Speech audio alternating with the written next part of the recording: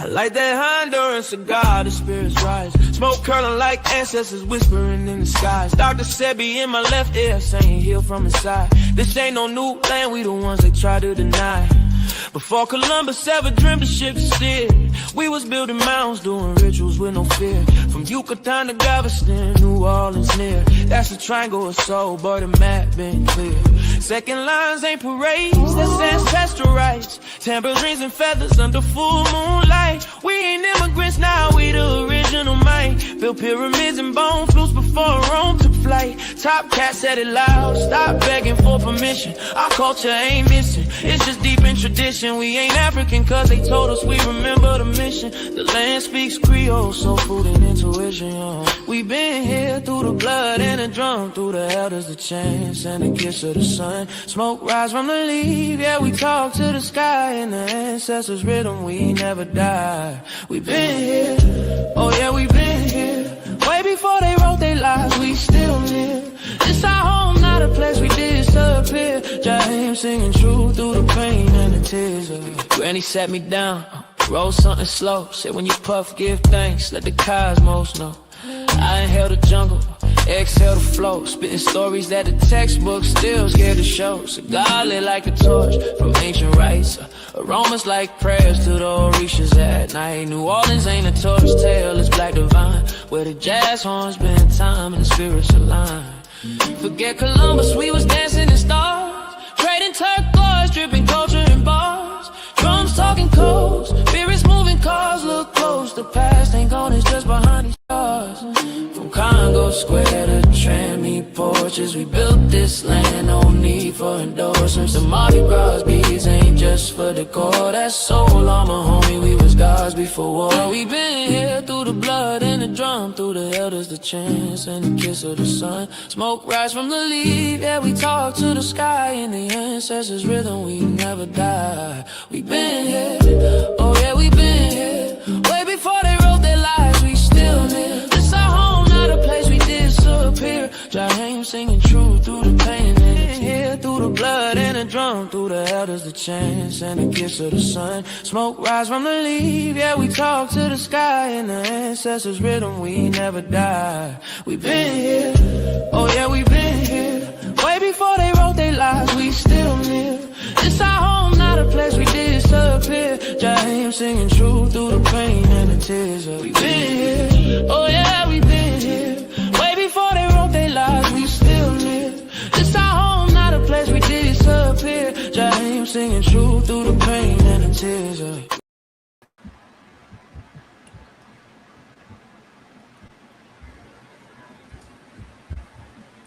Peace, what up, though? Hey, y'all drop some ones in the building if the mic's straight. We want to get all the technical difficulties out the way. Make sure the mic's straight. Y'all tap that like button. Let me know we getting money.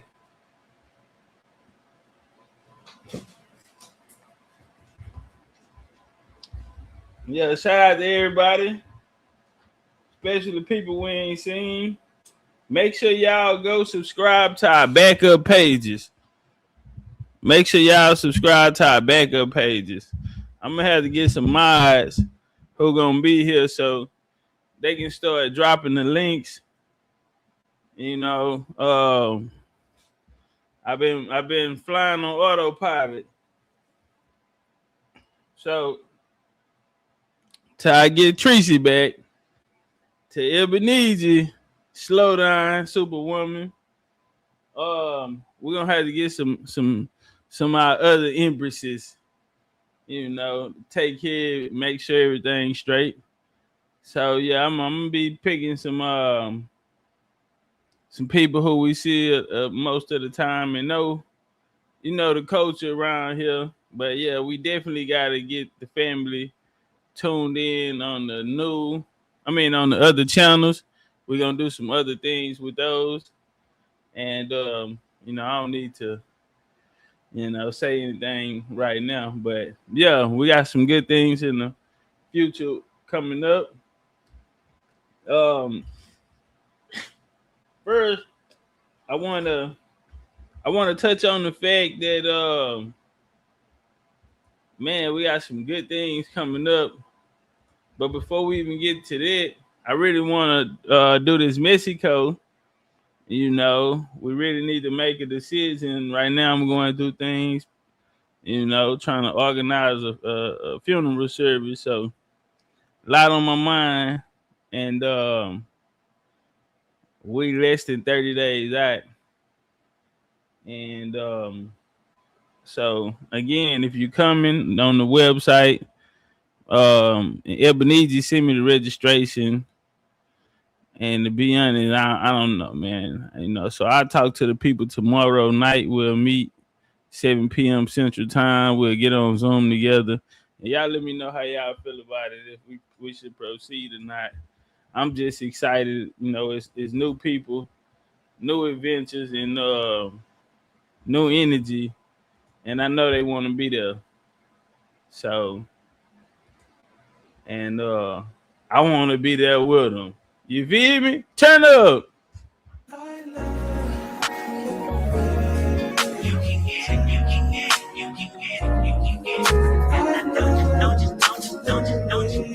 Hey, drop some flags. Y'all happy to be back. Hey. Hold up. Already. See you in Mexico. Go. I recognize your fragrance. Hold up, you ain't never gotta say shit. Kid. I know your taste is a little bit hydrated. Everybody else basic. You live life on an everyday basis with poetic justice. Poetic justice. If I told you that a flower bloomed in a dark room, would you trust it? I mean, I write poems in these songs dedicated to you in. You're in the mood for empathy, there's blood in my pen. Better yet for your friends and them. I really wanna know you all. I really wanna show you off. Fuck that, pour up plenty of champagne. Cold nights when you curse this name. You called up your girlfriends and y'all curled in that little bitty range. I heard that she wanna go and party. Nigga don't approach her with that Atari. Nigga that ain't good game home is sorry. They say conversation.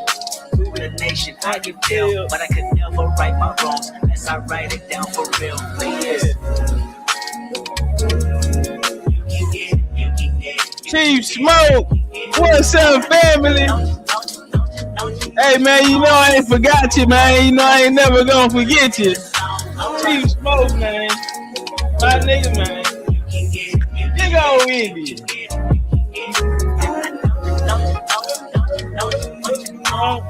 Big Indy.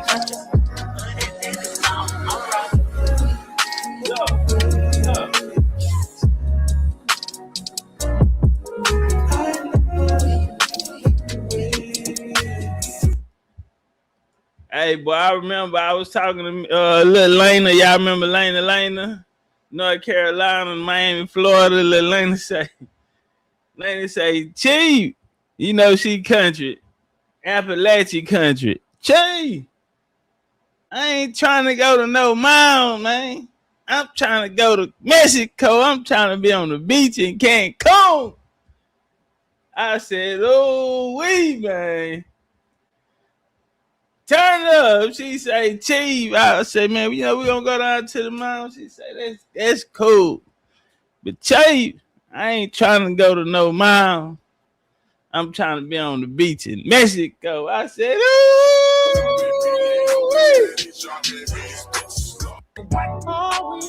Left, but it's not enough. You bitches that really step, but it's not enough. Say you bigger than myself, but it's not enough. Let go. I get on their ass. Yeah, somebody gotta do it. I made them niggas mad. Yeah, somebody gotta do it. I tell the G pass. Watch a nigga do it. Let go. We survived outside. They like, what he on? This is Alpha and Omega, bitch. Welcome home. Shit, this is out of zone. This is a revelation. Out of here, nigga, on. Need you a man, baby. I don't understand, baby. Pay your bill and make you feel protected like I can, baby. Teach you something new for me, correction. That's the plan, baby. I was alive in it. Weird niggas hands like wow. It's not enough. Few solid niggas left, but it's not enough. Few bitches that are really step, but it's not enough. Say you bigger than myself, but it's not enough. I get on the head, yeah, somebody gotta do it. I made them niggas mad. Yeah, somebody gotta do it. I tell the G pass. Watch a nigga do it. We survived outside, all from the music. Nigga, what? turn this TV off. Ain't with my type activities, and don't you get involved. Hey, what? How many shit I seen? Send them off. Take a risk or take a trip. Yeah, I'm tripping for my dog. Who you with? Couple sergeants and lieutenants for the get back. This revelation been televised. Who will get back? Say, yo, nigga, get your chili up. Yeah, I admit that. They black out if they act out. Yeah, I did that. Hey, what's that though? I hate a bitch that's hating on the bitch and they both hoes. I hate a nigga hating on them niggas and they both broke. If you ain't coming for no chili, what you come for? Nigga feel like he entitled cause he knew me since a kid. Bitch, I cut my granny off and she don't see it how I see it. Got a big mouth, but he lack big ideas. Send him to the moon, that's just how I feel. Yelling. Hey. Hey, y'all tap that like button, share and fill the video out. Get us back in the algorithm. Twinkle toes, I see you. That I love it for so long. Still here too. You are really care. Hey, let's talk about distraction. Going on everywhere. Wow. Big old Indian. Turn up. Miss Mia, I see you out there, Miss Mia. I sent your package off the other day. Hopefully you got it. And for those, we still need a few more people to go claim their we need a few people to go claim their cleanses. You feel me? We had some Dimples now. Yeah, Dimples now when they got their issue.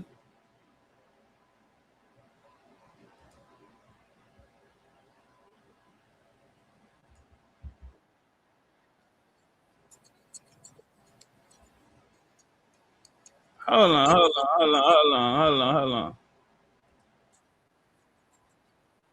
Ski.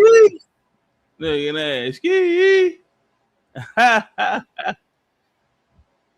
Bago. Michael Jackson on you. What we doing with it, T? You need to talk to me. You making me nervous. We ain't doing nothing with it. I tell you what. Nah, I want to hear my song. Before we turn up. Hey, shout out to y'all in the building. Tap that like button. We finna go there.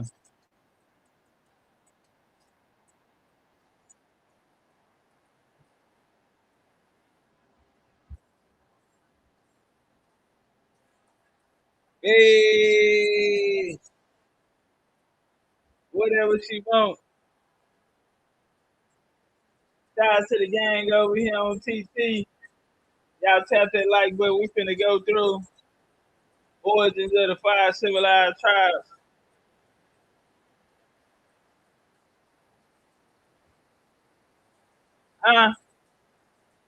Oh, look. Okay, Miss Elise, I'm going to check my DM. Miss Diana, what up, though? Miss Martinez. San Antonio in the building. Indiana. What up, Miss Diana? Blue Nova, H-Town in the building. Acres Home 44.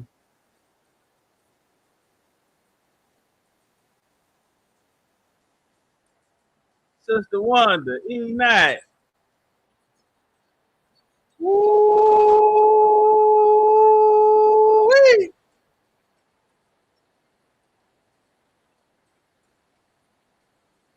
T the T-shirt guy, what up, though? Be smooth, I see you, family.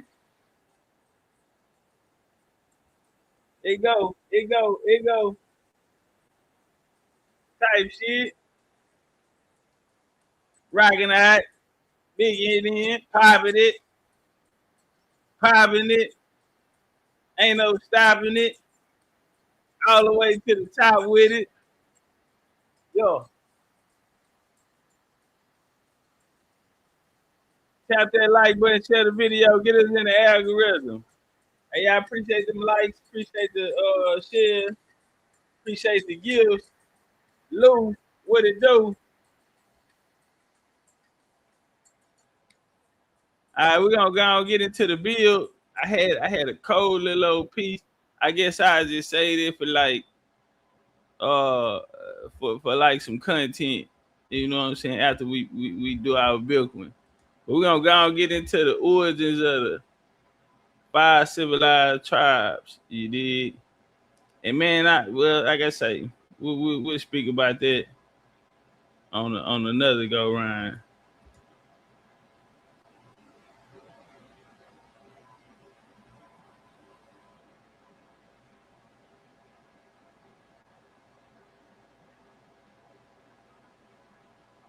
Hey, they over here trying to restrict us, y'all. We ain't been in here a good 10 minutes. They already trying to pop our top. Like, what's up with that? We ain't been in here. Hey, look, check it out, y'all. I'm gonna go out and come back in. Y'all let me know what we should do. We should go out and come back in, or just pop it anyway. Cause they just tried to hit us with a they just tried to hit us with a whatever, a restriction. You feel me? So I don't know. Y'all let me know, man. We can run it. I ain't fucked up about it. We don't need 1 million people. We just need enough people who trying to learn something. So let rock. Hit that subscribe button. Like I said, if you ain't familiar with Topcatz, you got to go subscribe to his page. Topcatz put boots on the ground, man. He didn't already visit a lot of mounds. He take the tribe, right? The BCU, man. He got the BCU, you know what I'm saying, Big Chief College. Everything cracking over there, man. With he got it cracking down there in Houston, man. So he put boots on the ground. He you know what I'm saying, he actually go do research at the actual landmarks. Let me hear what you got, Topcatz. Mic check 1 2. Yeah, man, we gonna run it back to Mike. Oh yeah, it's good. That'll work right there. Okay. You coming pretty clear? All right, been there. What's good with your elder, man? Hey, man. Hey, baby, we're waiting on you, man. Cause hey, look, we hear great things going down, man. And I said, man, ain't nobody can crack heads on the 5 indigenous tribes better than Topcatz, man. He got the work. He got that work, man. He got great work. You know what I'm saying? So yeah, man. So we got you on. Everybody, y'all, like I say, if you don't know who Topcatz is, you got to go subscribe, man, to his channel, man. He got it cracking. He do boots on the ground. Hey, Top. So this is what we figuring out, man. Hold on, right quick. Okay. Tell me, do you recognize this? The hat? Yeah. Yeah, I can see, but I can't see it good. It look like the Okay, no, I don't recognize 32 of an Indian, then you a chief. How does that even make sense? Your blood, talking about the blood quantum thing. They 132 of a chief.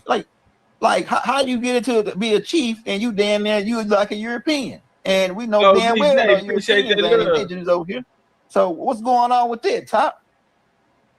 Man, elder man, the reality of it is this whole system over here is being ran by immigrants. That's from the top to the bottom. That's the fabric that the U.S. was built on. And so when we see it, these YT people inside the office now, Congress, they have their own governments as well. And really, U.S. just celebrated 250 years of this play that they have going on. Now, it didn't initially start that way, but in the end, you feel me, it was a whole nother play being ran from the brotherhood, if you know what I mean. You feel me? So, by the Constitution is the law of the land. That's what they're following because that's what the play was set up off of. So, no matter what, in order to maintain whatever power they have, that's the part that they're going to have to be righteous to. Because when they're in them back rooms, like I say, this is that's why they call them the founding fathers. You know what I'm saying? Like Raymond Washington, Tookie Williams, you see what I'm saying? OG Larry Hoover, things like this here, chiefs of the tribes. You feel me? This is what they put down. So right now, what happened is we already had different governments here in America. And those governments fall into the conversation what we were speaking about earlier. They will be basically overrun, not at one time, but slowly but surely assimilated into from natural born sovereign people to the land to U.S. citizens. And so while we fall in the U.S. citizen category, the Constitution, in order for the U.S. to run here, they have to operate simultaneously with Indian governments. And I'm using the word Indian because this is the language in the Constitution. They have to maintain that with the Indian because Indians created it. The Continental Congress, all the way down to Thomas Jefferson, the Declaration of Independence, and his mother and his father was an Indian. His running mate, Quincy Adams, called him an Indian squaw. This is period. So these laws that was based, even though they was on the other side, the play that they put down, and for a long time they can't move, is why Constitution is the law of the land. Well, if we're not there representing, or there's no one there in place representing in a governmental fashion, then you don't even qualify to even step in the arena. And so if you're not there, somebody gonna go in there and play you. And as we see the names of the tribes, like I'm from the Coasati, but today they call them Kashada. That's 20th century language. But you hold on, I want to make sure we understand it, because if the government's there and we are the government and we're not there in representation, the only way that the United States can even run or have a jurisdiction here, it has to be authorized by the Indians. That's why the treaty is the law of the land and the Constitution is the law of the land, because American Indians created it. If they didn't, bro, we think we had some hardships in this country. Let me tell you something. If that Constitution was written by Indians, that's why they created all these statutes and codes for you to fall under, because you didn't pay taxes or none of that. If you was indigenous to the land, this United States that they was given jurisdiction to operate in certain territories never was supposed to overthrow or have more authority than the Indian. So that's the reason for the misclassification. Because if they classify you as an Indian, then by law under the Constitution and the treaties, when we look into those, you have more authority than them. So you are their biggest threat. And we got to keep that in the context. Back to the 1500 Spanish maps, and Hernandez de Soto is speaking about meeting a nation called the Coasati. So they've changed the name, and it's no representation there for us. They ought to maintain the government-to-government relationship. But what happened is, in 1970, the U.S. came with a law. And this is the first time they're gonna allow them to operate in the governmental status. So once our governments failed, they didn't directly go into power. We had things like this here to sweep it, to turn the table to, the Curtis Act that assimilated them and basically dismantled what was the Seminole Confederacy. Because after 1866, 14th Amendment, it was so many people that did go into citizenship because they weren't leaving, and the place that they lived became, after the Civil War, it was Union territory. So now you're in the Union now. You feel me? And you could be a citizen under the 14th Amendment, or you gotta move. They're gonna take something. So all the way up until, I'll say about the 70s, the 80s, when you look at it, Elder, they have what's called after in Reconstruction era, they have something called freedmen towns. Or if they speak about, because the term black is fairly new. That's 1970s on up, popular in the late 80s and the 90s. But my grandparents, they still don't say black, they say color. I mean, they say Negro, I'm sorry, they say Negro. Negro, please, Negro, sit down. They don't say black about nothing. That's not even in their vocabulary. So my point to say that is the towns, the places where we populated in these cities, to my brother, they were annexed to whatever city, like let's say like Atlanta. They were annexed to Atlanta. You had certain territories around there, especially on the east side. You had certain territories around there where they considered those freedmen or Negro towns, and later black towns, black communities, urban communities. But these were sanctuaries, and these were areas that were outside of the jurisdiction, you feel me, of the said jurisdiction of the state. So, for example, 1865, Fifth Ward, Houston, Texas. That's where I'm from. Born in Fifth Ward, Houston, Texas. So, 1865, this would be considered a freedman town or a Negro town, aka these are the American Indians that's coming from the east coast of Texas, the ones that fought in the Revolution, things of this nature. So when you see the largest, what they call black population, it's a place called Acres Home, now where's Houston. I used to run through Acres Home. My family moved there. They were selling land by the acres. They had their own fire department.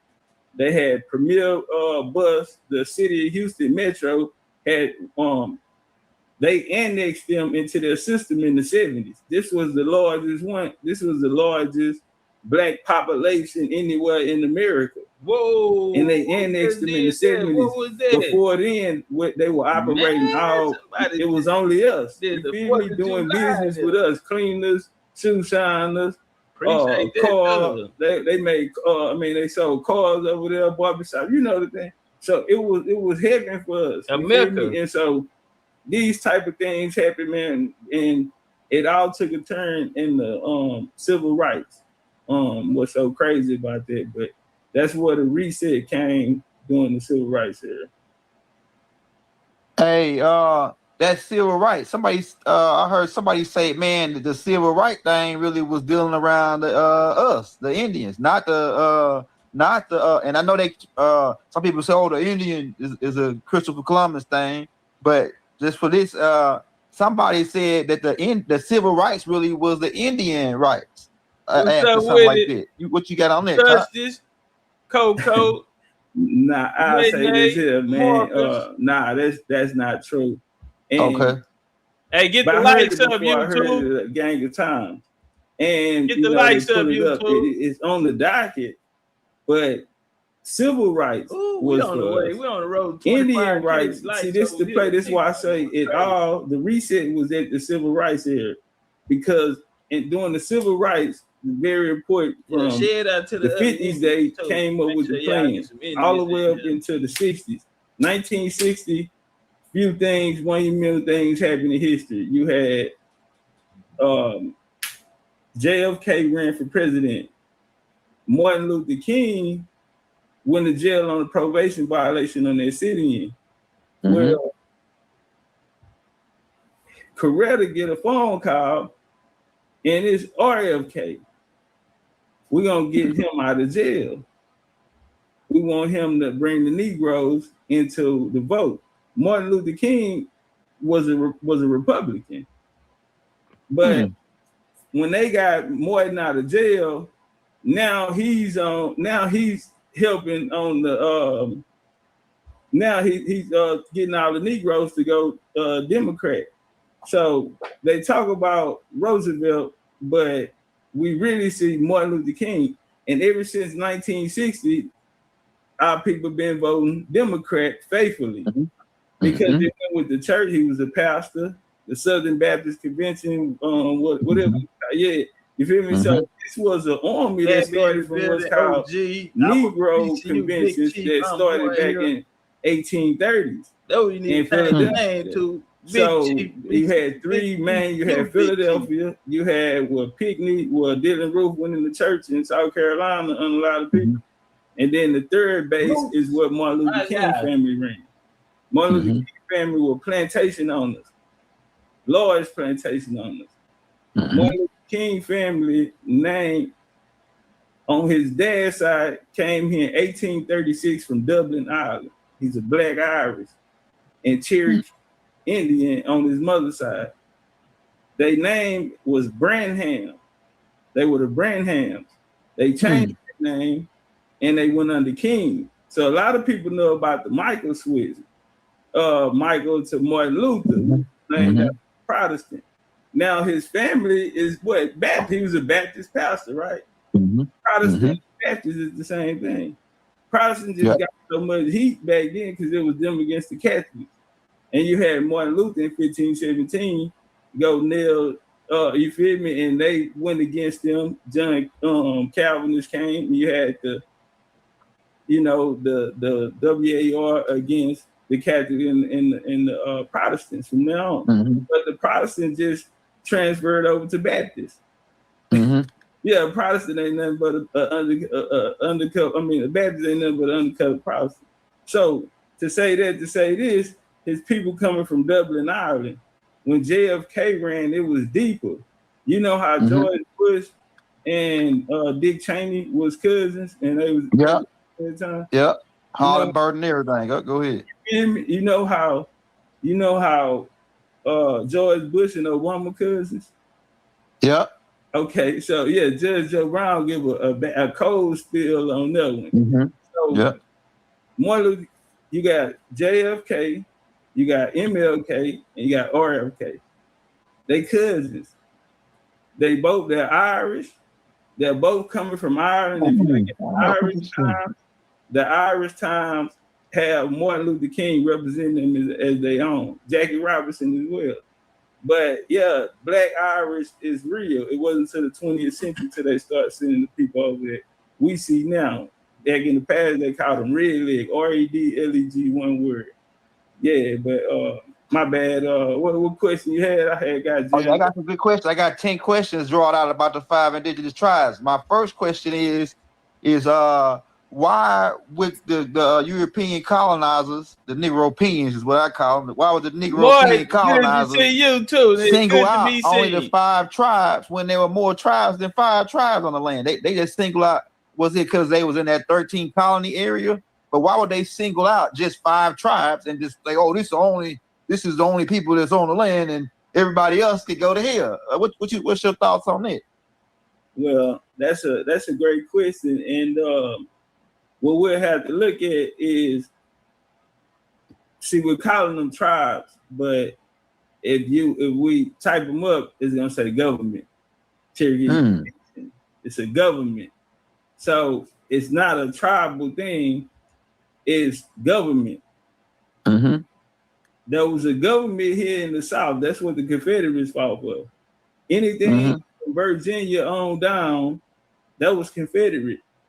They opposed it. In the colonies, you have 3 sides to the colony. You have the up, the middle, and the lower colonies. These are not the same people. They sit off the coastline. Of North America. They have direct routes to the islands. That's why you get the British Isles, and they have direct line straight across to Europe. So what sits right on top of it, where they drew the lines at, you have Canada. You got Rhode Island, Maine. You have Canada. People now understand that Canada is a part of the United Kingdom. Canada has always been British. The people, so when we look at we hear empires, these empires are in more places than one. That's why if we break down a map, we pull up a map and say, show us the territories, you will have the British sitting on the inner side of the Appalachian Mountain, going all the way down to 13 colonies. That's just their area. Anything on the other side for a long time, you're gonna see French territory. You're gonna see from Lower Florida coming down through Texas, coming up through the West, that's gonna be Spanish territory. Now we're having the conversation about Europeans and coming here and conquering us, but if we look at a map of the whole 50 states, the Europeans are running the whole. But if we go there, we have states larger than Texas is larger than the United Kingdom in Europe. You can drive through the whole Europe in 4-5 hours. That's 200 miles. And so through the UK. So what I say that to say this is these is international traffic because they're trading through different continents. So the whole trade with Africa, India, these other places on the other side, on the east, this is a real thing. This is something that has been going on for a long time. So when the U.S. came about, and the U.S. started off in the upper colony, Virginia was humongous. Virginia, and it went all the way up going near the Michigan territory. South Florida, Virginia, before they started breaking it down. So Maryland, Virginia, all those things were together. Maryland, that's why they call it the DMV today. All of that was Virginia, going all the way up through Pennsylvania, Indiana, going up until you get into the Michigan area. Michigan occupied in the Great Lakes area, and they occupied along. Their most trusted ally was who? The French. So when we look on the map will say that this is French territory. So, and they run in the Mississippi. The gateway to the Mississippi is New Orleans. This is why New Orleans is so small, but it have the magnet, how many people it draw to it, and how it never left its culture. And it's a port city, one of the largest ports here in the U.S. So a lot of bloodlines and cultures have came through there, and they remained the same. So, but I say that to say this: that once the U.S. coming out of this small 13 colonies, once the upper conquered the middle and conquered the lower. That's why during the Beaver Wars, the first 5 nations, which would be the Haudenosaunee, the Iroquois, when they pushed off in the Beaver Wars 1600s. They went to the Great Lakes, to that Michigan area we talking about, Michigan territory, or Northwestern, what they'll call it. After they left there, they made their way down into Virginia. So once they got to Virginia, they was met with a little resistance. They made their way down to Savannah. And that's where they're known as the Westos. But they're Iroquois-speaking people, same as the Iroquois. The Iroquois from up north, in the Northeast, all in the Canada regions, all the way down in Minnesota. They're operating in these regions. We leaving out Canada, and the whole time Canada is this British, the British that they're speaking of. That's why when George Washington in the Revolutionary War, when they was going to battle, they lost the battle going into Canada. The British was too deep there. But in the territories where they were in Virginia, let's say, they were able to dismantle them, the areas they were in the New York area, on the outside Connecticut area. They was able to handle them, but when it came to Canada, that's British. That's the real British. That's the real part of the Britain Empire. But so once the U.S. was created, in order for them to get territory on the Mississippi, they needed to make treaties with people who were hustling on the Mississippi, because they didn't pass the Cumberland. They started off in Philadelphia.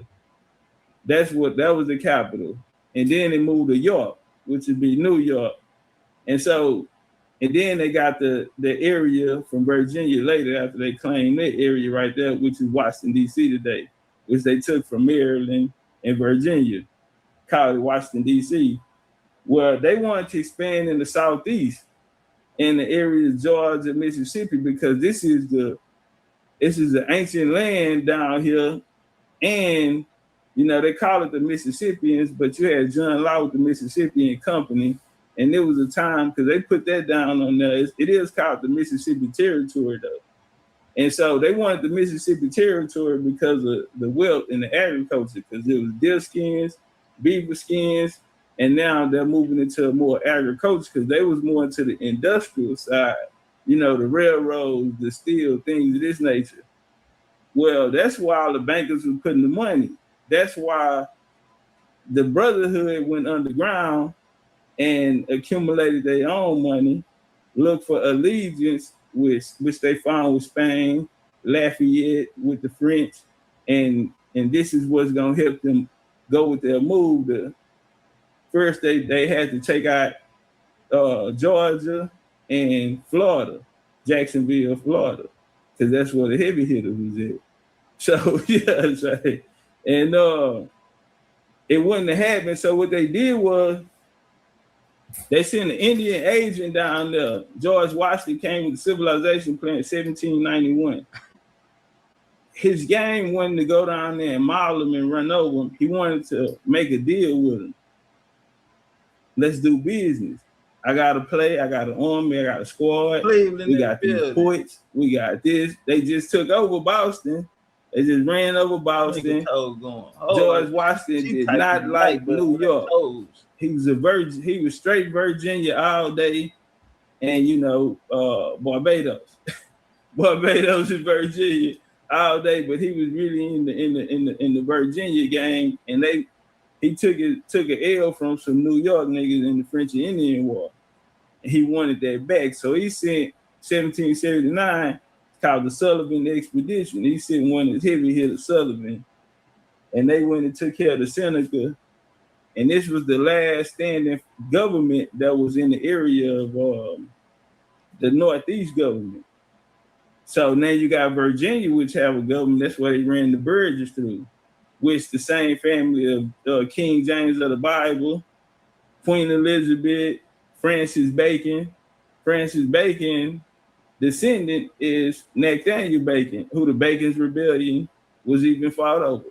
You feel me? And through that play is how they got the power, because Queen Kakakuchi, who was married to Toto, when he got eliminated, they kept her son though, West, and he ended up, you know, running things around there. This after the Battle of Bloody Run, where their son Rick Hogan was with the slave trade, but all of this is how they accumulated the land. But they had a proclamation land.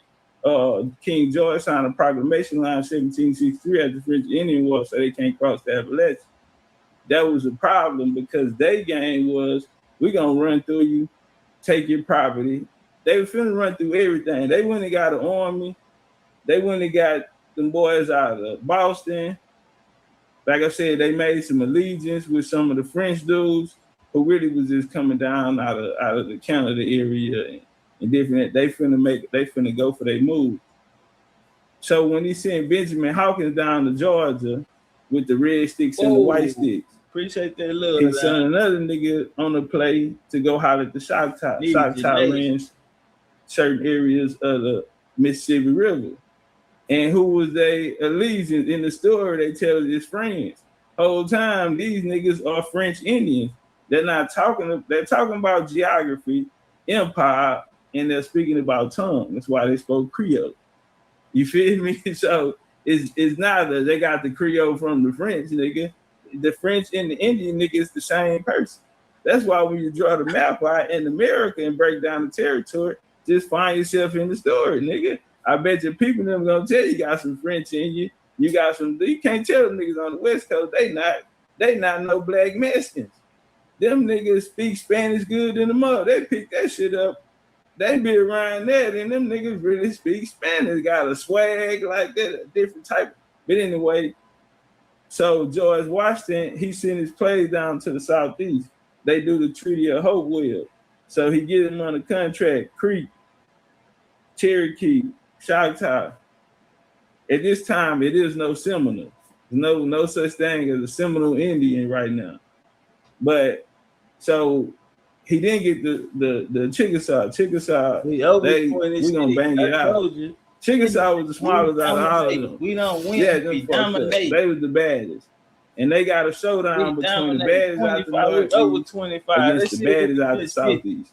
Chickasaw Chickasaw don't want to Iroquois. win if it's close. Everybody, that shit that made the papers. So, period. The reason why they wanted to make that because with us. The Indians helped them We create Indians. All we do is win. This constitution to create their own jurisdiction to be outside of the crown. Dominate. See, the story is that the kings was in Europe and they was running the show over here in the 13 colonies. Negative. They were in the 13 colonies, but this is an empire. This is a commercial trade business. So they had companies back in Europe. That's where you get the Jacobite risings and all of that. And so when they get captured, they make a deal to, hey, bring them to me, send them to me then. But these are the people that's on the other side. Some people call them returnees. That's why they're coming back with the same names and all of that. But they in the empire. You feel me? And they got a place over there. Blood, it's all bloodline. They the all ones in the castles over there. Or if you in there in the family, they're gonna travel together. That's why when they coming back, they're not riding on those ships with everybody stuffed on there. They got private, you feel me? They riding exquisite, they stepping out the boat, draped up in drip ties. This royal blood, and this how we see the royals married into the Indians. It's only royal Indian families marrying royal Scottish, Irish families, British families, so on and so forth. So the reason once they put the government together, they based it off of the governmental system that was ran by the Iroquois, which they ran a democracy down here. We ran a republic in the South. Portia, that's you 20. George Washington was that 20 son of the Virgin. He was Virgin. Did you just have a birthday? Through and through, and he banged it. And he wasn't no little nigga. He ain't have too much squabbles. He took some losses, but he had some heart, and he was what, 6'4", black ass nigga. Don't worry, I got a lecture coming out called 250 year anniversary, and we're gonna bring all of it out. But when they made that play with them, that's why these governments was created simultaneously with the United States government. Right. The United States government, the Cherokee created their government simultaneously. Right there, Ian Jones. Sure, the wild Ian Jones, man. Because in the Constitution, in order for the U.S. to operate, 2 guns up, bang, bang. Indians at the table writing, they have to maintain. They never was supposed to be in any higher of authority than the Indian governments. It was always understood, even in the Constitution, that the Indians run this shit. The thing for them is they're gonna operate sovereignly in their own jurisdiction, which was very little. The new U.S. was 11 states. I see when they first started out. Ben. After they got the Constitution, they only had 11 states. So they can operate in that. And the thing was to bring over immigration, so they can match the numbers of the indigenous people here. Because we got to remember, they riding off of cars. This is an uprising. This is a rebellion going against the system. The bankers, the heavy hitters, the governments here, man, they got up and went against everybody. You feel me? And you know, they youngsters. They 25, 26 years old. They turned up, man, fuck them old niggas, man. Get them niggas out the way. Nah, for real. Them, man, you know how much money we can be, we missing out. So they went on the mission to take something, and they was willing to back it up. And so when they got word down in the Southeast that the Cherokee don't mess with them, the Choctaw gonna give them open access to the Mississippi, you're only gonna have problems when you get in that upper area in the Michigan territory around the Great Lakes, Wisconsin and Michigan and all. You're gonna Illinois might have a little trouble, but shit, we there with y'all. You know what I'm saying? We gonna bang it out with y'all. Because after the French and Indian in the Northwest Territory, they talking about British coming there with a paper talking about, hey man, it's us now. and them niggas shit bang it out. You whoop them, you ain't whoop up, bang it out. Niggas send your shit through here, let the shit come through here. We taking it. Ain't no money. So now, after the Treaty of Paris, 1783, which ended the Revolutionary War, now Britain ended up in Spain. They made a transaction with Florida. You had different transactions, but the biggest one to come with the Louisiana Purchase, which was a whole plate within itself. But see, the Confederacy was breaking up because you had the Battle of Tall Timber, you had the Pontiac Rebellion, then you got the Battle of Tall Timber.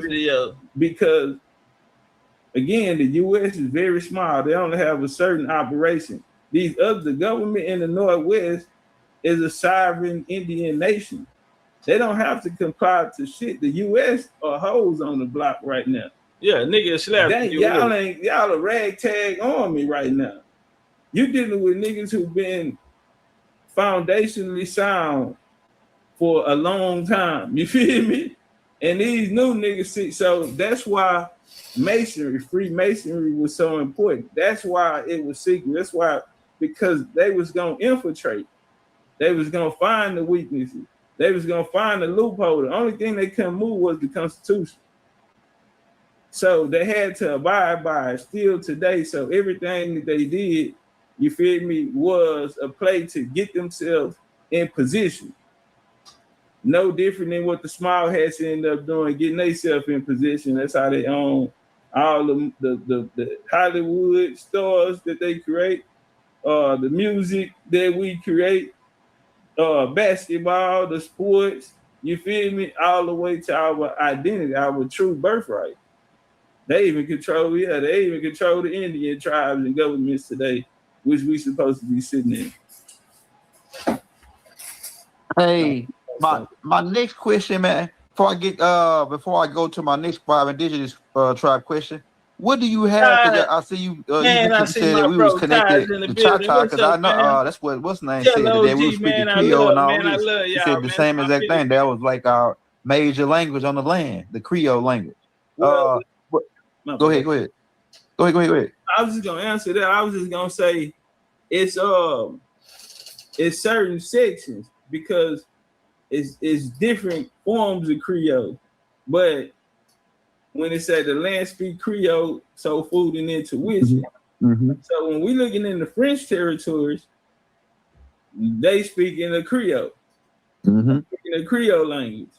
Now the empire is stretching from Canada, coming down to Mississippi, Haiti, even in areas in West Africa, Congo, one of their number one language there is French. You feel me? So we can see it's an empire. So niggas, empire is when you have different kingdoms, and then you have your kingdoms become empires. Because you have so much and all of it is commercial. All of it is commercial trade through the resources off the land. The French were mighty because they sit in areas with very resourceful. They say from the land. Nigga, you the Spanish same way. Spanish had a system where King Philip, one of the coldest they ever do it, and he was one of us. He's young, and he was a youngster. He inherited all of that, and still when he got more, they pushed off into the Pacific, and the Philippines, they call it money pesos, all the way into the 1920s, I want to say, maybe 30s. That was the first time that they started speaking a different language other than men. They would have been talking like the same people down here in Mexico. Yeah, that was the last hold that the Spanish Empire had. But I heard Doc say that too in the Let's Set the Record Straight book. Go ahead. Yeah, when we sit down, see what happened is they're calling people by the tongues that they spoke. It's not about, now it's geography because what the empire said, the ground of the empire, the territory the empire was in. But in those territories, people had common languages. People had common cultures.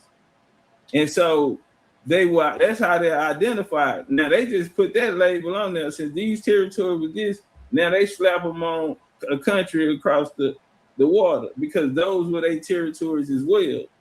Mhm. So in the game, you can be foul, but you still gotta pack fair because whether nigga believe in karma or not, it's still the universe, nigga, is watching. Yeah. You feel me? Yeah. You're watching like it's the only so far you can go, so you can't cheat the game. So they can erase some of it. They can get us to look this way, and goddamn me, you know, Peter Roy Powell, you know what I'm saying? But they can't change the rules on the board. Yeah, almost. Now, one way they did it was they started at adding statues when the Constitution. Then you know, you feel me? Now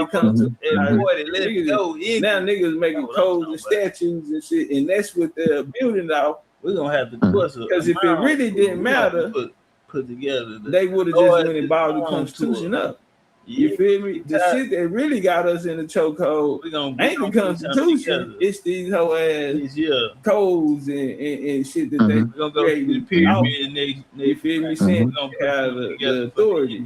You dig? But you can operate like that, and I think that's why we need to start looking back into this. You know, getting tribal and getting our goals back right because the shit is coming out. It's so cold that in 1906 they came and they tried the Dollars Act. The Dollars Act, it worked, but it was a failure at the same time. They brought the Curtis Act 1898 and came and cleaned it up.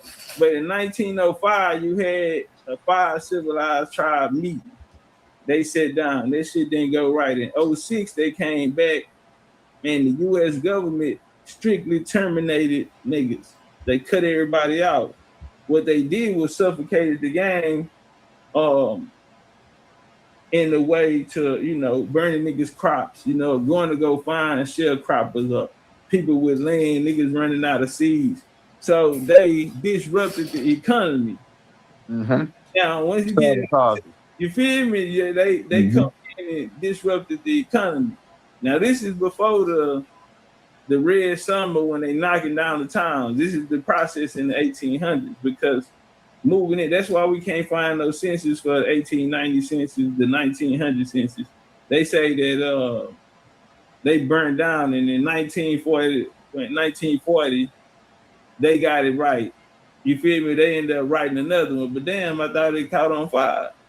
You came back and wrote a whole nother census because what happened was we had a large influx of immigrants coming to the country after that.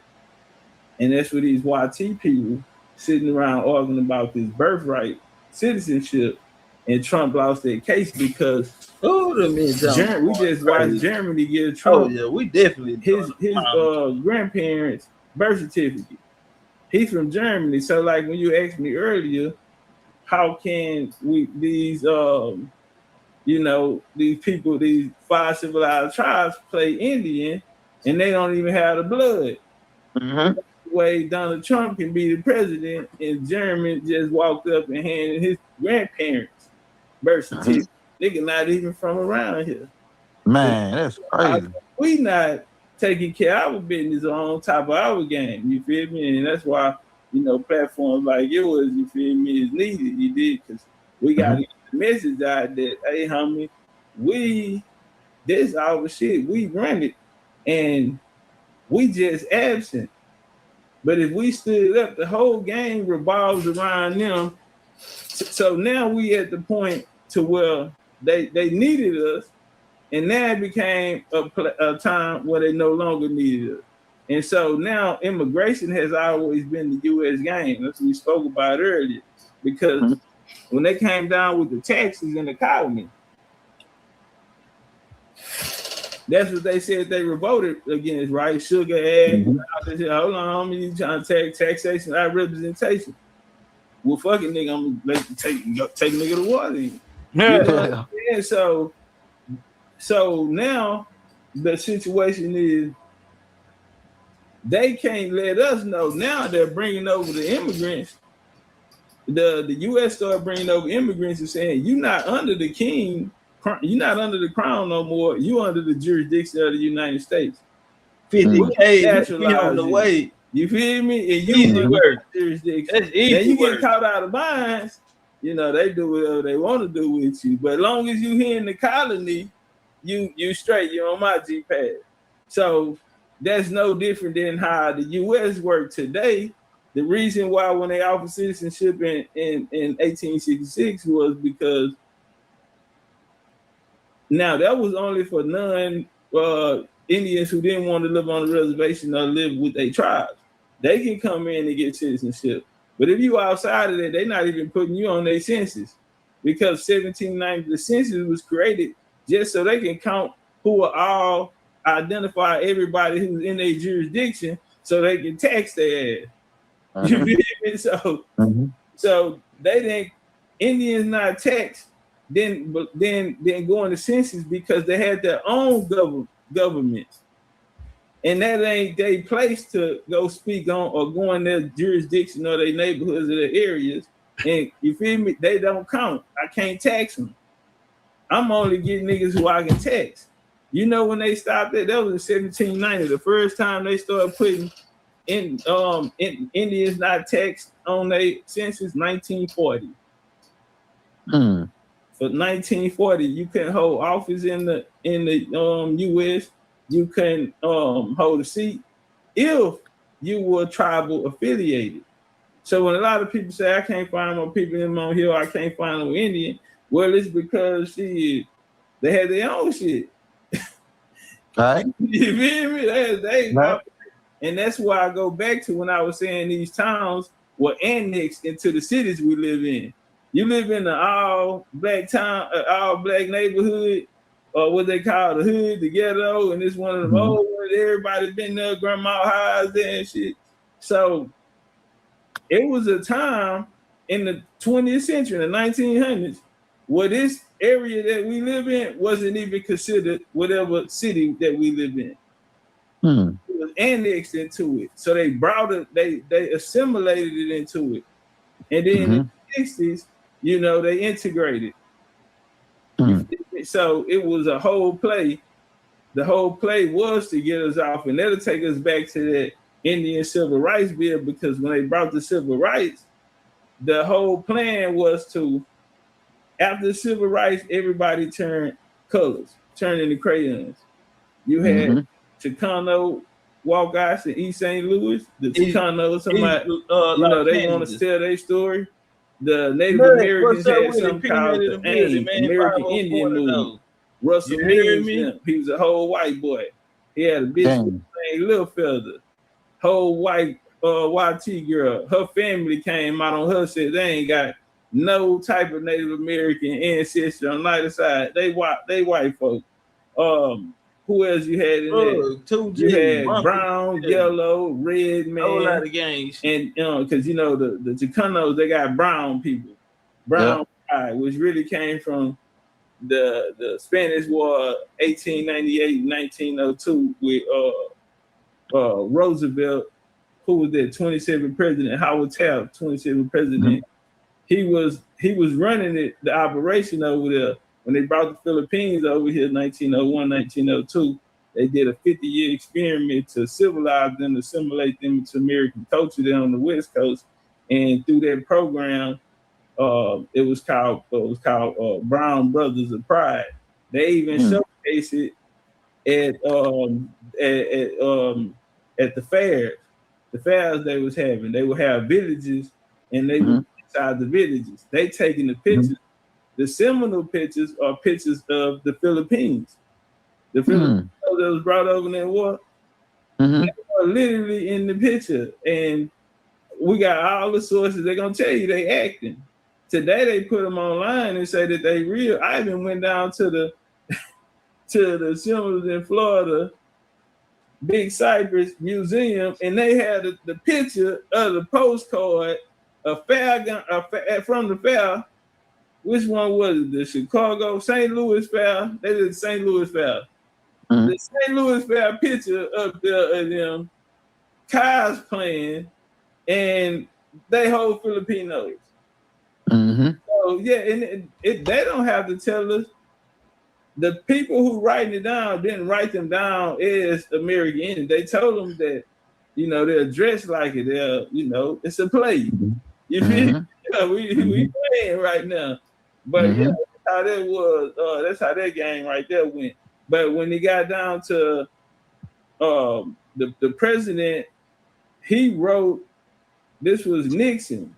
Nixon gave them a deal. It's called the New Deal. If you look it up, the deal. You know how the Asians got that crime bill passed on them, and the small hats had one, hands off policy. Well, the natives had got one. In 1970 was the first time they put black on the census.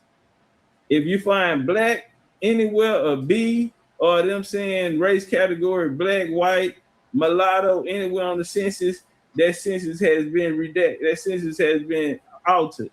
Because the first time that they put black on the census was 1970. And so that's the first time we see it.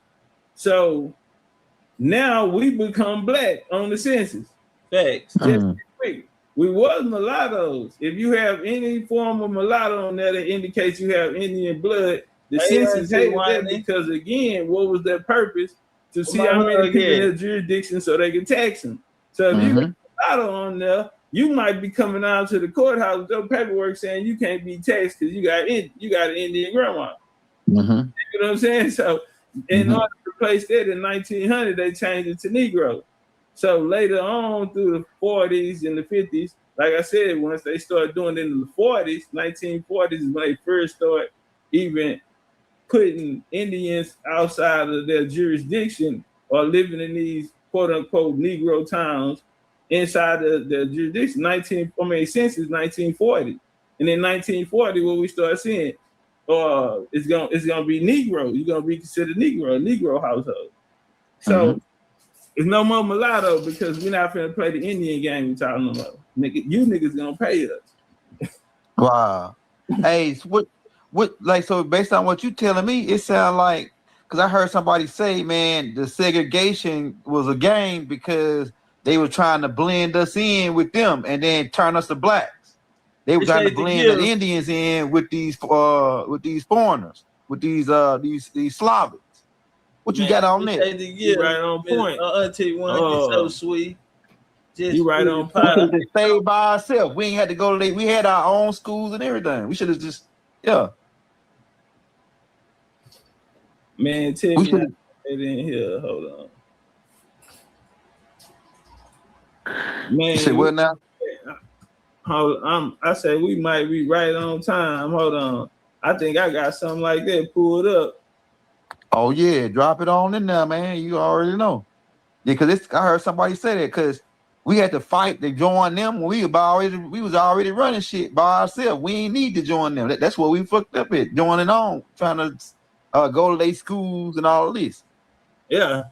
Well, we're gonna build on that too because the whole play, they were our schools. So right here, this is the play you're talking about. Hey, y'all hit that like. So for 1924, to interrupted that was WW1. Orgins of the five civilized tribes. Because before then, 1890, you had Ellis Island. They brought in 12.5 million. That number sounds familiar, right? Because they said it was 12.5 million Africans brought over here to America in the transatlantic. Wow. Damn, go ahead. Go ahead. You good enough. 12.5 million YTs brought over here who didn't speak a lick of English and who had to be assimilated into American culture. So it never was about the color of your skin. I told you, a nigga that looked like you came up with that narrative that was working. Because what really happened was the reason of segregation was because they had to assimilate this new group of immigrants, 12 million of them, into American society. What are they saying right now about the immigrants, the Haitians specifically? They're saying they don't assimilate well. They don't speak English. Their culture is too different. They're not assimilating. They're not becoming Americanized. Because the YT man who's an immigrant, they damn self, right? They feel that, see, they had the programs for them to be assimilated here. That's why segregation. That's why they wanted to keep them alone. That's why all the way up into the 80s, 90s, they was making, YT people couldn't dance. Everybody know they can't cook. They don't have a cooking culture. Any culture in the world is serving food and they like it. We'll get seen real quick before I go on that. We just watched the World Cup. They brought it to the States. Everybody going crazy. This is the best place in the world. And I see people out there laughing and they're excited. Yeah, this is America. But YT people are supposedly from Europe. So these people are supposed to be there, that's their mother country. So how do you think y'all act when y'all got over here? Because the country was already up and running and built, and the culture was already here. This the culture y'all immigrated integrated into, and that's why we don't see y'all with a food culture, with no type of culture. From the etiquette at the table. That's why we brought up the schools, Harvard, Princeton, any Yale, any school, appreciate the gifts, what they call Ivy League school. These are Indian schools. Look them up. Later, you had the Hamptons, the Livingston, Tuskegee, things of this nature. But once they stopped their immigration, once they started back up too, and it ended in 1956. That was YT. It was no melanated integration.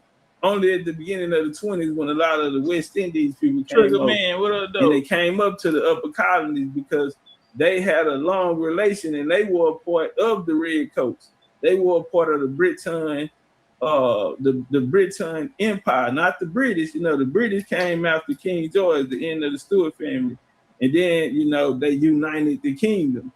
It became Great Britain. But at this time right here, now that the Integration Act, HR 2580, this LBJ 1965, and they in New York, they over there at the not the Eiffel Tower, but what's the joint in New York? The Island, the Statue of Liberty. There you go. They're the Statue of Liberty. And they said on this date, the ceremony based at the Statue of Liberty, LBJ signed and allowed Immigration and Nationality Act of 1965.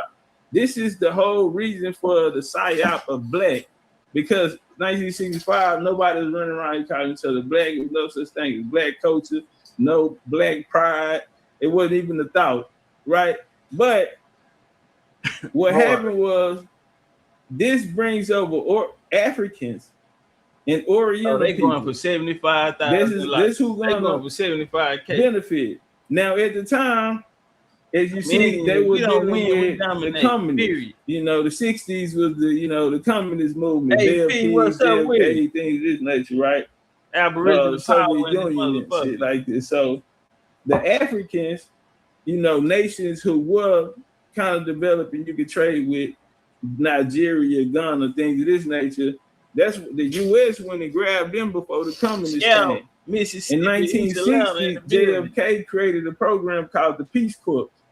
Now you can get out, Judge Joe Brown tried to tell me it was a 1A or a 2A, and you can, find a loophole and get out of it. I said, hold on, man. Then they take over missionaries from America, young students from America, put them in Africa, and bring them over. And he had to agree because Leonard Jeffries, shout out to Leonard Jeffries, but he went through that program. And that's how I know about it.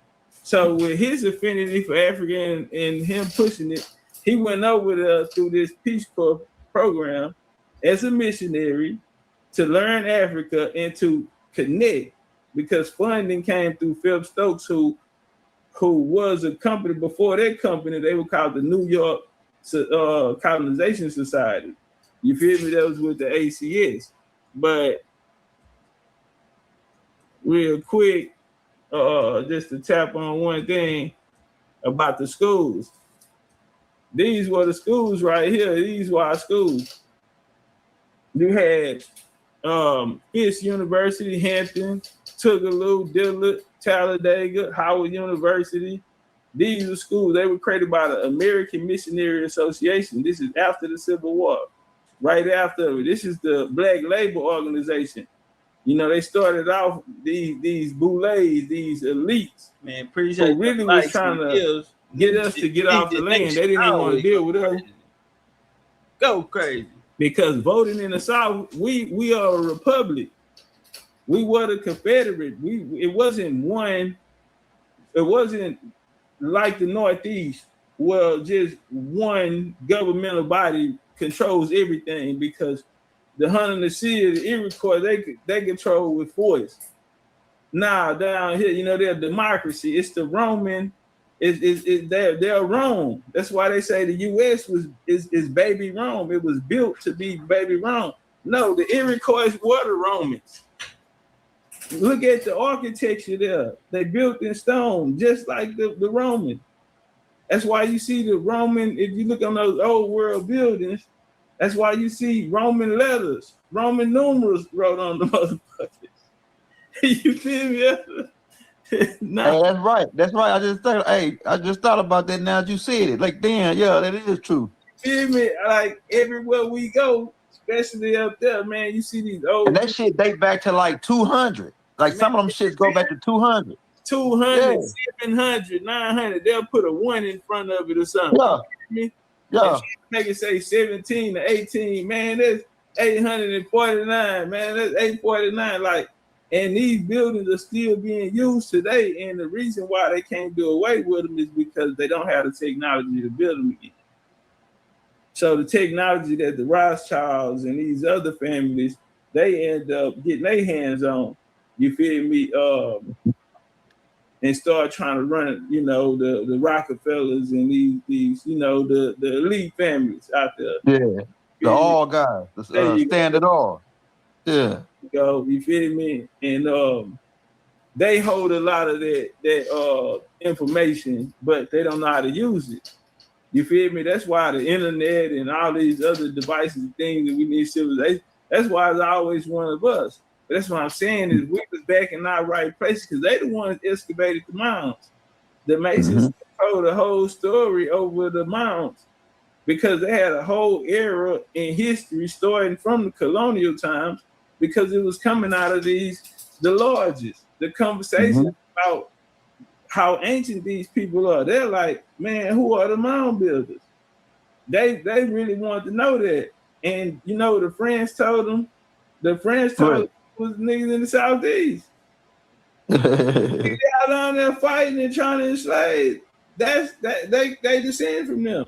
But again, France is coming from these areas that today we'll call Ohio, Indiana. You feel me?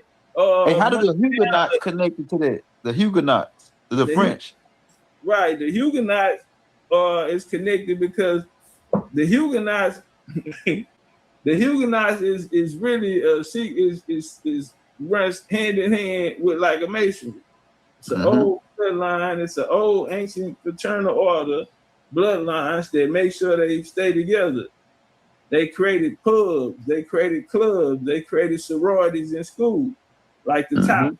If y'all familiar with the Topcatz and shit. As a matter of fact, we're looking at William and Mary. That's where it was created. The Topcatz come out of William and Mary. But that's why, you know, they wear the hats that niggas throw at the at graduation. Yeah. Topcatz. Yeah.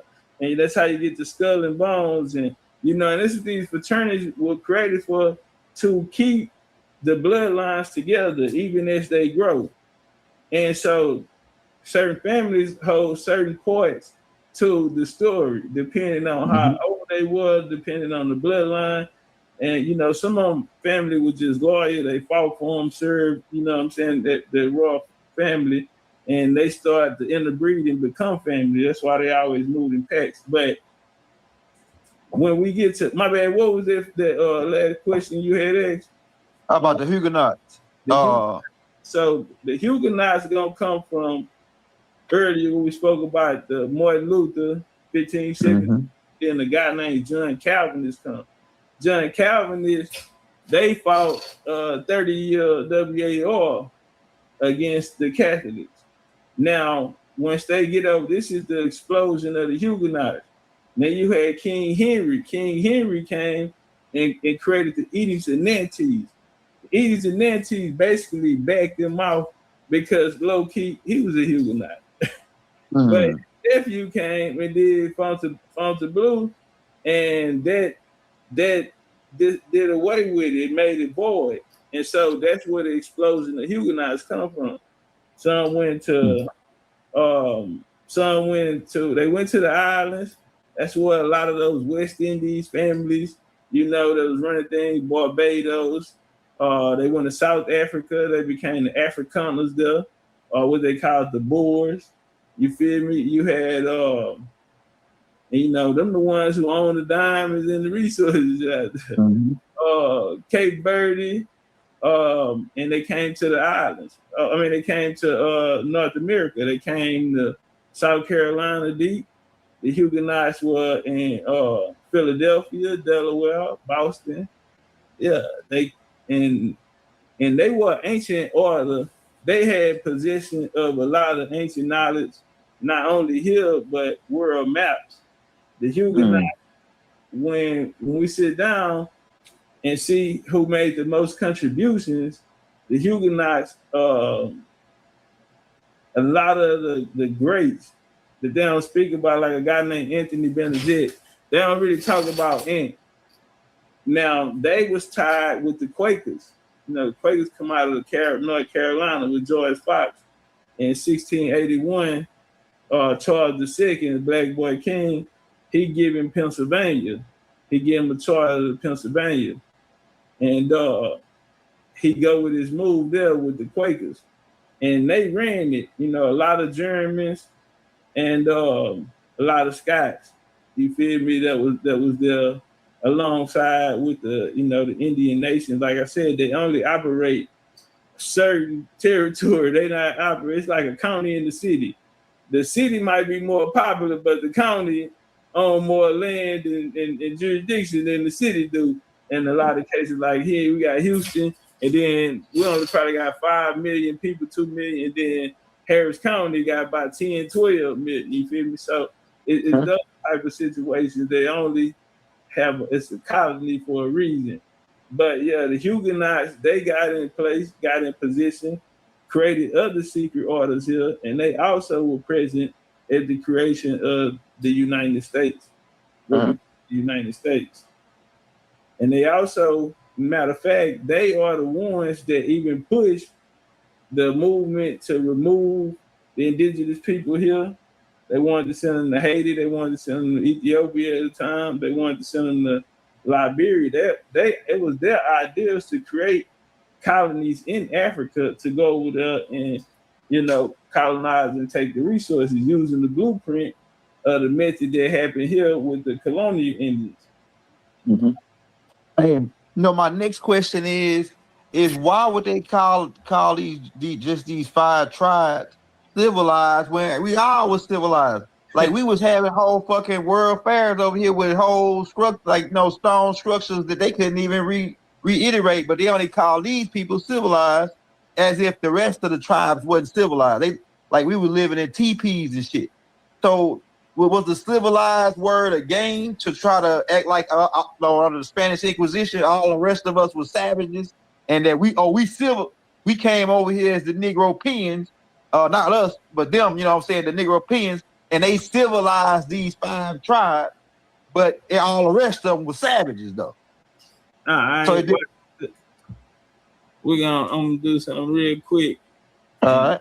I'm glad you was talking, because this is the same lecture that we had got the other one out of. But right here, this the thing. The Constitution of the United States. So they create that. Right here. Native Americans, we know that's modern term. So the roots of the U.S. Constitution, the Iroquois, the Shawnee, the Cherokee, and other political other political formations generally separated military, civil leadership, and guarded certain personal freedom. So the Confederacy and upstate Hey, y'all, New my York, bad. They just tried to hit me with another restriction, but we're gonna get this work. They tried to hit me and other political formations generally separated military, civil leadership, guarded certain personal freedoms, include freedom of religion, and they included somewhat democratic policies. So right here is gonna let us know most also gave women a large role in government because we're matriarchal people. You know, in our government, the women, you feel me? I was just speaking about this with Copy Empress, and we were speaking about how church and how it's set up. Church was ran to be our bank. That's why you have a treasury of church. That makes sense. When we tithe, those tithes go back to the people. If you need groceries, you need your bills paid, doctor bill, you need anything, that money is a pool for the community. You feel me? And so, and then even the rank and file there, when you have the pastors, you have the deacons, you have the bishops, you have the ushers, everyone has a role to play. And our elders, by being our women, what do they sit at? In the front? There you go.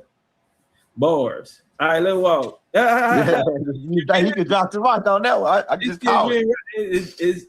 We grew up like this, elder. That's why they always be saying, y'all don't have y'all in y'all culture.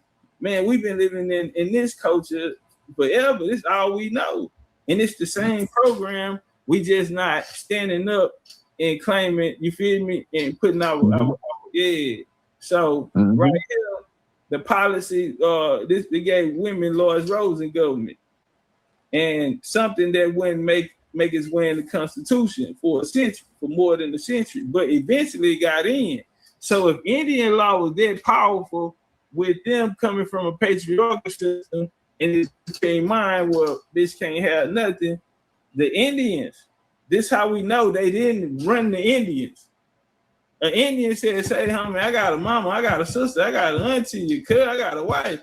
Say, homie, you got to put something in there. If a nigga put his hands on my one, we finna, you feel me? Yeah.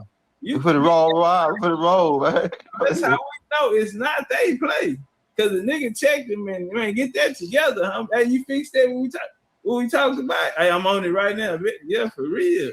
So these governments, these governments end up in H. Con Res 331, a current resolution to acknowledge the contributions of the Iroquois Confederacy of Nations development of the United States Constitution, and to reaffirm the continuing government to government. This is the big man. If we don't have a government, then it's nobody for them to talk to. So when we look at the Black Caucus, what NAACP?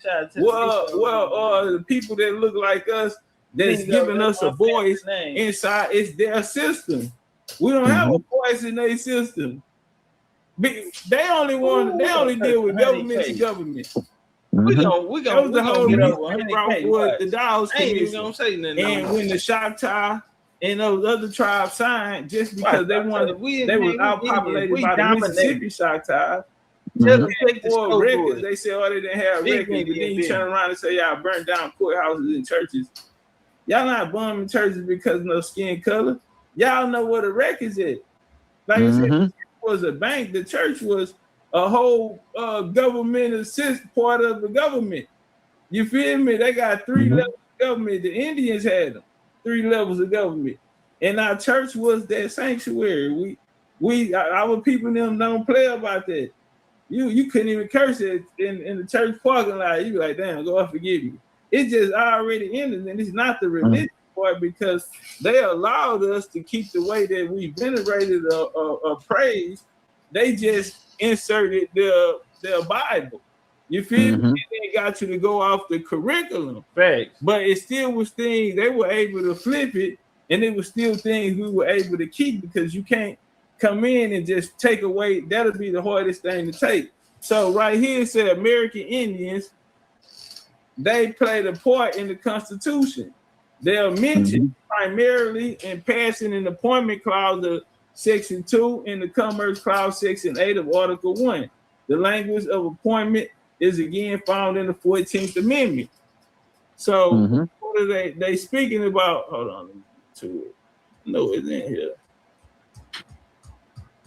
Hey, y'all tap that like button out there. Make sure y'all tap the like button and share. Appreciate y'all for being here, and show the homie young elder some love.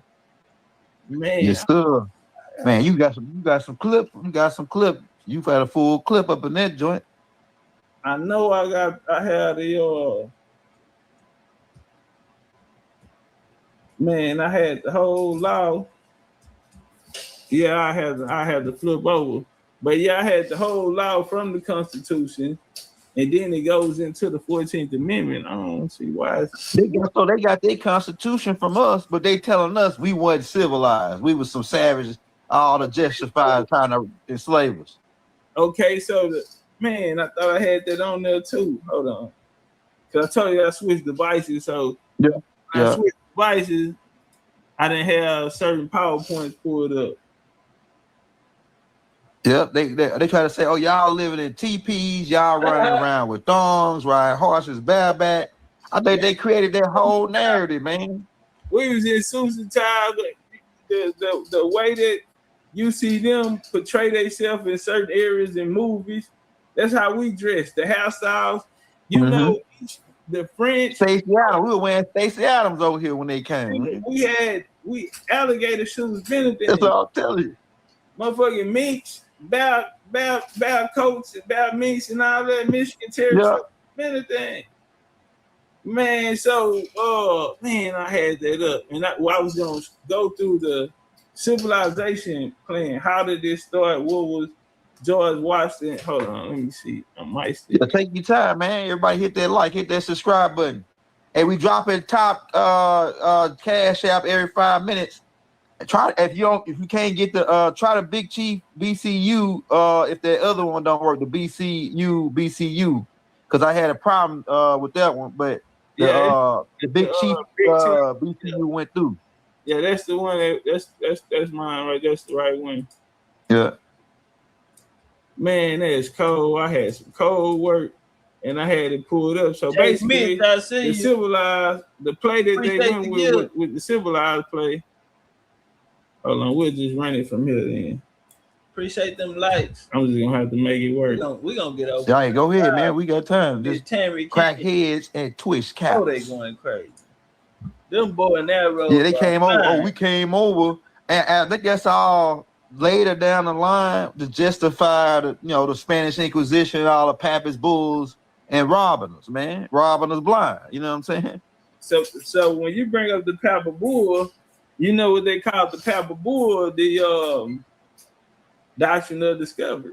Yeah, right.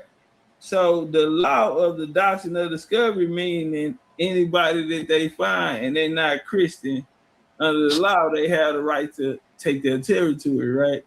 Yeah, and they savages. So when the U.S. wanted to span out of the 13 colonies, they looked to the Southeast, the richest place in the world. The richest place in the world. When they looked down there, they called it manifest destiny. This is what Andrew Jackson so the civilization plan will fall under manifest destiny. The civilization plan would be to go and ally, make business with the tribes. They didn't want to, like you said, it was hundreds of thousands of tribes down there. They're only focused on, remember what I said earlier, geography. Hold on, before I go in there, let me see if we can make this make it make sense like this. Hold on. I'm gonna try to pull a map up. We'll see if this will make it make sense. Yeah, because they running some major game here, man. Hey, YouTube, jump on the lights. The lights looking weak, YouTube. They got up there 100,000 likes on this side. In the pictures, they on slow as going us. Crazy. So who they running off their land? You know what I'm saying? Man, y'all get the likes. Now, square business. We up? Yep, you up. Okay. So this is the Virginia colony. I want you to look at, you see this here? Oh, yeah, that's what Charter, this line. Now, from here, all of this here, for Carolina, Kentucky, all of this.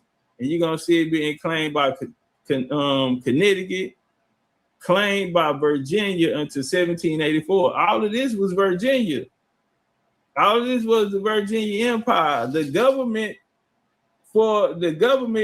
ran out of, they had a government, the most powerful government. That's why Virginia was hit the hardest. Mm-hmm. That's why a lot of people say Virginia is one of the motherlands here. You have Norfolk down there, Alexander, Virginia. You have Norfolk. Norfolk had the coldest naval base. Still today, where they operate out of Langley. What Langley is?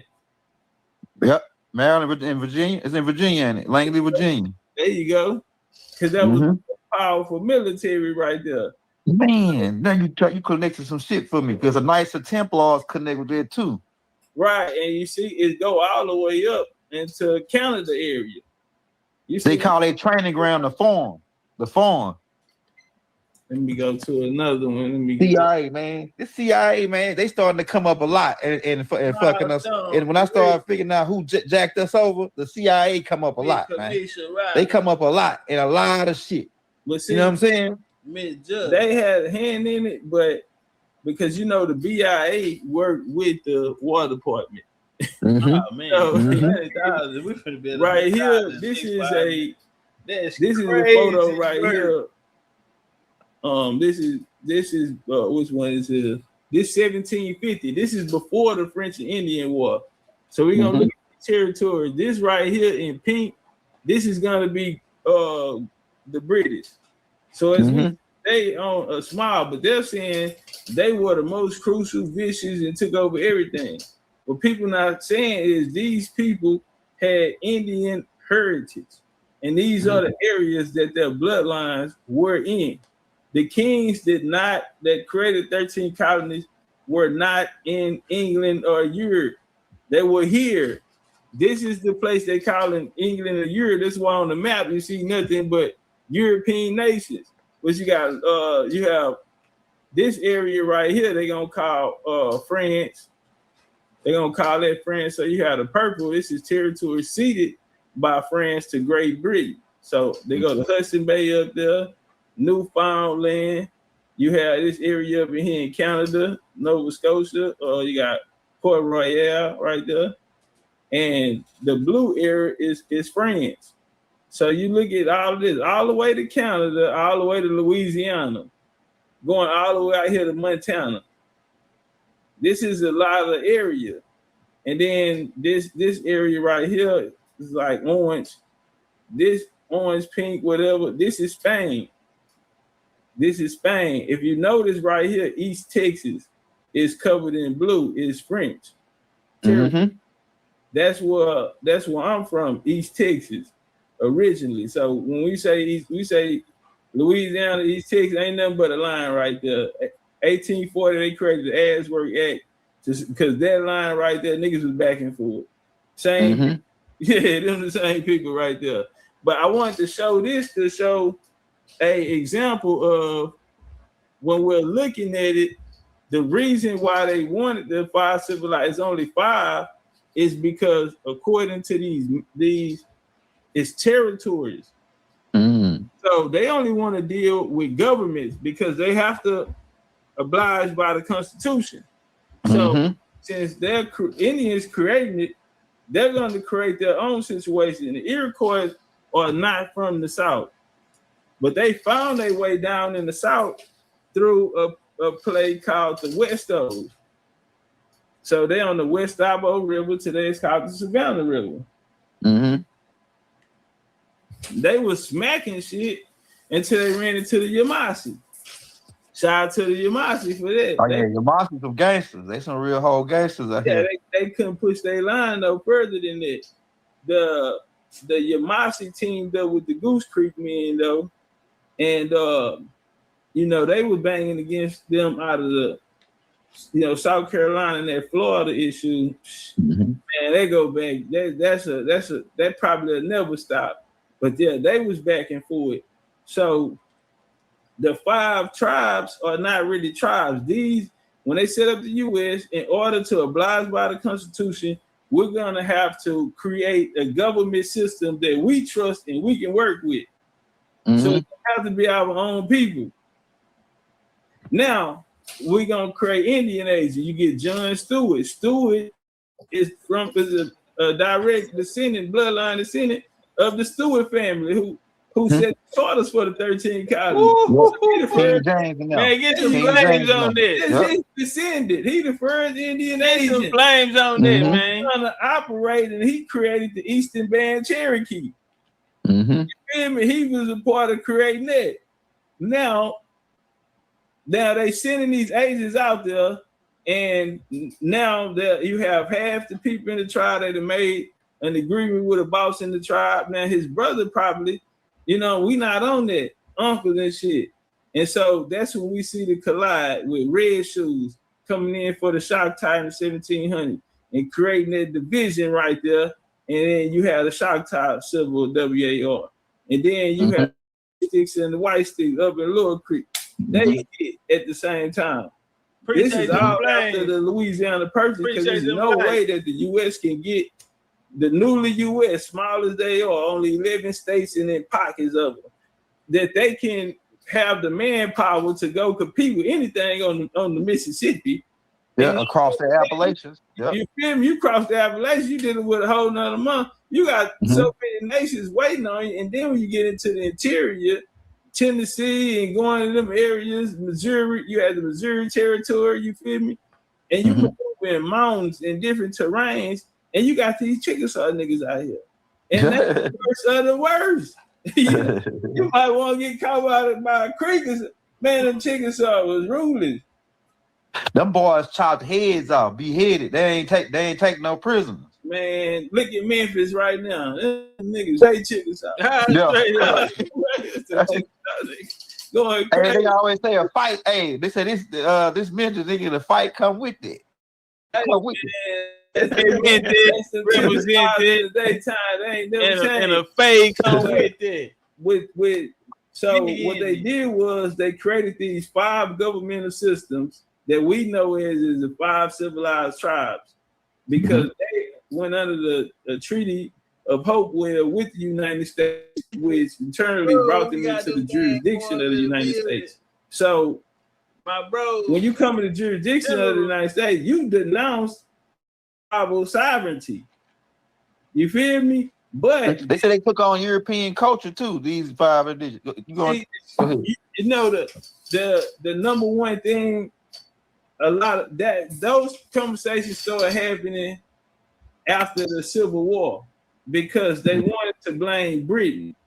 But in actuality, like we just ran that 13 colony right there, though, and I said that the kings and the people that wrote the charters for the 13 colonies didn't live in Europe, they lived here.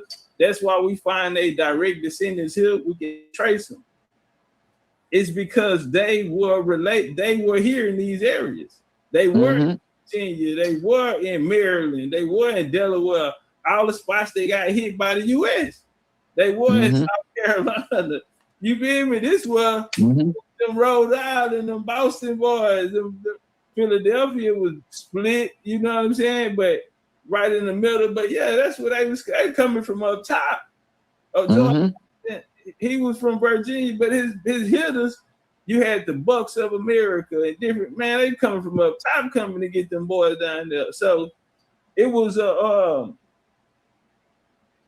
situation that when the civil war between the different nations did happen, these people were put in position. Like John Ross, his dad was a spy. He was a British Indian agent, but after they lost their control and Spain kind of took over, he went to make a deal with George Washington. His code name was the White Swan. For that, they was already bringing the Cherokee into one under Little Turkey now. It was 3. You had the 3 divisions, and they brought all of them together and run it under one, just like the U.S. jurisdiction. The Cherokee in the U.S. is side by side. That's why the Cherokee is the most powerful American Indian government. Now some might say, well, you got the Onondaga, and you have the Onaga. They have their own passports. They freely. They are win. We dominate. Main check the scoreboard. Contributors of the creation of the U.S. is their idea. Still showing love. That's why they went against they went against the Seneca. They went against the Mohawk. They defeated them, and they were all together. But these are the people. Kanasataga, 17. He was unalive for giving them the game. Mm-hmm. He was an Iroquois of the Onondaga tribe. They did him in the worst way. But those smaller Iroquois nations were present and had their fingerprints all over the creation of the U.S. to break away from the king, because he said, George said you can't cross the Appalachians. Well, that's you affecting my money. 1783 first rule when and void was the 1763 proclamation line is null and void. We crossing the Appalachians. Not only we crossing the Appalachians, we finna take this whole motherfucker. Mm-hmm. Hey, man, to the $5 Indian that was in the comments that just got blocked. Hey, man, he must don't know I'm from the boot, nigga. To Shadow, to be exact. And I put a boot right up in the crack of his behind and got him up out of here because he talking about, y'all don't know where y'all from. Y'all saying this. Y'all saying y'all from Egypt. Y'all from here and there. Man, shut your butt up, nigga. Shut up, $5. He a $5 Indian, man. They still answer this, Top. We gonna be Yeah, it's $5. I can't remember his name, but he just got booted because he was up in there. Oh, Indians got short pointy nose. Nigga, look at my nose. Get your ass up out of here, nigga. You know what I'm saying? He learned that in boys' school. yeah. He one of them $5 Indians, man. That he came over here as a Slavic, and he was born in that shit. Think that he the real people, but he's an infiltrator. He's a Slavic. He's off the $5. He's off the Dawes Rolls. His people on the Dawes Rolls. Yeah, man. So get up out of here, man. We ain't. Hey, y'all trying to come and talk shit about us, saying that because we know who we are now. We don't give a damn what you say now. Yeah. We already know that shit is over. Them days over. Yeah, it's a wrap for y'all. That's why the federal government. Why the federal government disowned a lot of these tribes. It was 500, 800 tribes that they say because we ain't federally recognized, right? We ain't recognized by the enemy. We ain't legit, right? We ain't legit because we ain't recognized by the enemy. Look, hey, what's it? Go ahead. Play like that. You want to turn up on them? Y'all turn up on them. Turn up on them, Top. Yeah. Okay. Now we finna pop. We in Egypt, nigga. What you talking? What you talking about? Homie, you in Egypt right now. What did you say? Yeah, Texas is Egypt. What the hell you talking about? You got Kentucky. You got Mississippi. Is the Nile River. Right.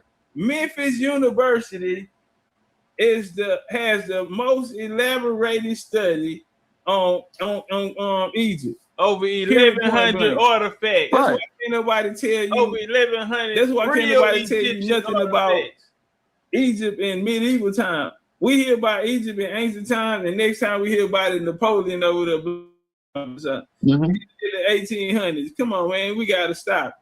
So yeah, Egypt right here. King Tut is in Kentucky. Mammoth Cave. All of this history is out. Mammoth Cave is the Lord's is over 400 miles, which they found a lot of catacomb mummies in there, which they have to even go back and say that the mummies that was found, Chachora mummies found in Peru, that now they have to see which are older, because the ones they don't know how old the ones in the catacomb mountains, and it's over, and it's hundreds of them. You feel me? And then even the effigies. How you from Egypt and your most oldest effigy, which will go with the one who created them. We can go with any one of the big head ram. It's Khnum. Khnum hand molded man with his hands, and he a big head ram, which is indigenous to North America. Go ahead. Yeah, you feel me? And the Zolo dog. Zolo dog, which is Anubis, another one of their oldest deities, until they upgraded Osiris, because he was the king of the underground, and then Osiris, came and took his place, you feel me, as their boss. But these are their oldest deities. Not to mention, my bad, Top, but not to mention, we got the oldest mummy, and they talk about the Egyptians were the first ones doing mummifying. So how the hell we got the oldest mummy over here? Their first pyramid was a step pyramid We already had step pyramids over here. Peru got step pyramids. Right. They over there bending pyramids in Egypt. We ain't been not one. You got Khufu's, Senefera, them. They bending pyramids. The bent We ain't never miscast nothing. We ain't got nothing but perfection. And we have more pyramids than what they call ziggurats than anybody on the planet combined. Everybody can go put theirs together, homie. Right. And, yeah, we can take you to one side of what we got going on, and we'll outdo you. So, it ain't even no comparison, man. And we really ain't even got to entertain them. Since they want to turn up, we gonna turn up then. Yeah. It's a whole. It's like a little group of them, little small group. They were born. It's like this. If when people got brought over here and they stole this identity, they born into the reservations and all of this federal fake ass jurisdiction. So they really think that they the real people. Right. Even their ancestors know they're not, but they don't want to tell them. They won't tell them that they ain't the real people. If the $5 Indians are the real people, then why would they have to cover up all that shit at the Smithsonian Institute? When the Smithsonian Institute, all that shit that they trying to cover up, lean to y'all, the $5 Indians in Oklahoma being the real nation. They're going bad. I can show you pictures. I'm on the way to the Grand Canyon going through a reservation. And man, it's hard. I got the film, but it's so bad I don't even want to show it. I feel sorry for them. I had $2 in the ass. I threw the $2. I said, man, just hopefully it helps somebody. But hey, Junior, I'm gonna send the baby some books. Termination without termination. This is from Richard Nixon, right? So Richard Nixon came out and he began a special message to Congress and Indian Affairs. When was this? 1970, because in 1906, they basically started putting whatever chief they wanted in. Since that didn't work, they started electing and the president picked the chief tribes. Because remember, Elder, it's a government to government relationship. So they want their bloodlines in there. That's why so many. You had Franklin Roosevelt's wife saying that she's a descendant of Pocahontas. She's American royalty. You feel me? So a lot of them play these type of games. A lot of congressmen and representatives, people that hold these people, they identify with being, royalty, coming from Chief Powhatan and Pocahontas and shit like this. So right here, Richard Nixon, in 1906, they didn't give it to him. So in 24, they offered them, in this code too, right here. And in 1924, that was the first time that they offered these people citizenship, right? But on the 14th, what was the 14th Amendment? 14th Amendment, who they offered citizenship to in the 14th Amendment? Indian. So that they were one for the slaves, for me. I mean, based on what? So-called slaves, who they say they were prisoners of war. In the language, it says Indian, non-reservational Indian. Indian is not technical. That the real language, which they had to read out in court, was the descendants of slave women and slave children. But what they were saying, the language they was using was Indians, non-reservational Indians, or Indians not taxed, meaning Indians that are not in the jurisdiction of the United States. Because in 1866, they didn't even have the West Coast. It wasn't even complete. You feel me? Yeah, they came to us in 1870 to help them go west with the Buffalo Soldiers and Seminole Scouts. John Hartson, 1870. That's when we go west. This 1866, we ain't even went west yet. So all of these things got to be taken into consideration.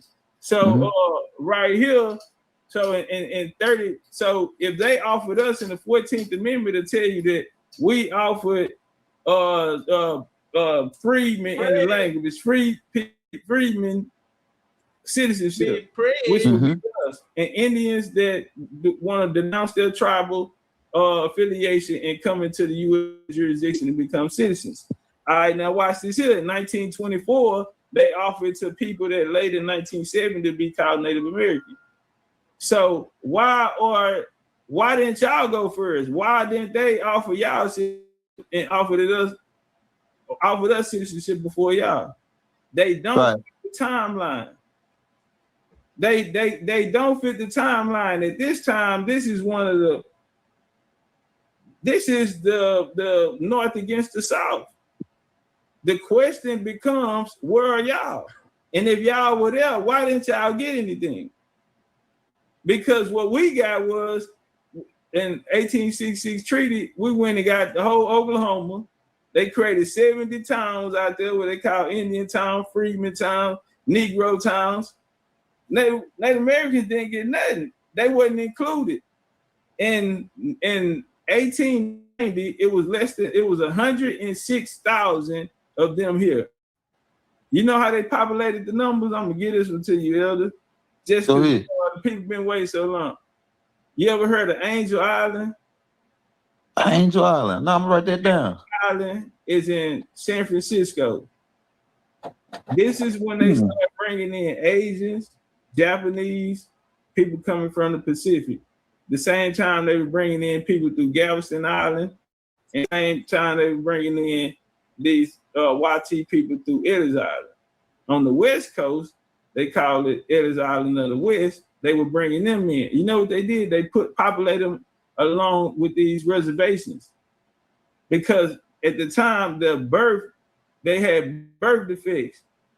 They were not producing children. YT people producing children either. Remember, Elijah Muhammad was talking about that. So, and that's why I said the last thing he gonna do is offer you this woman. Yep. Feel me? And so right now, a lot of people, they traveling to Thailand and other different places, and them people giving them long Vietnam, they getting them long term because we need y'all to procreate too at the same time. You feel me?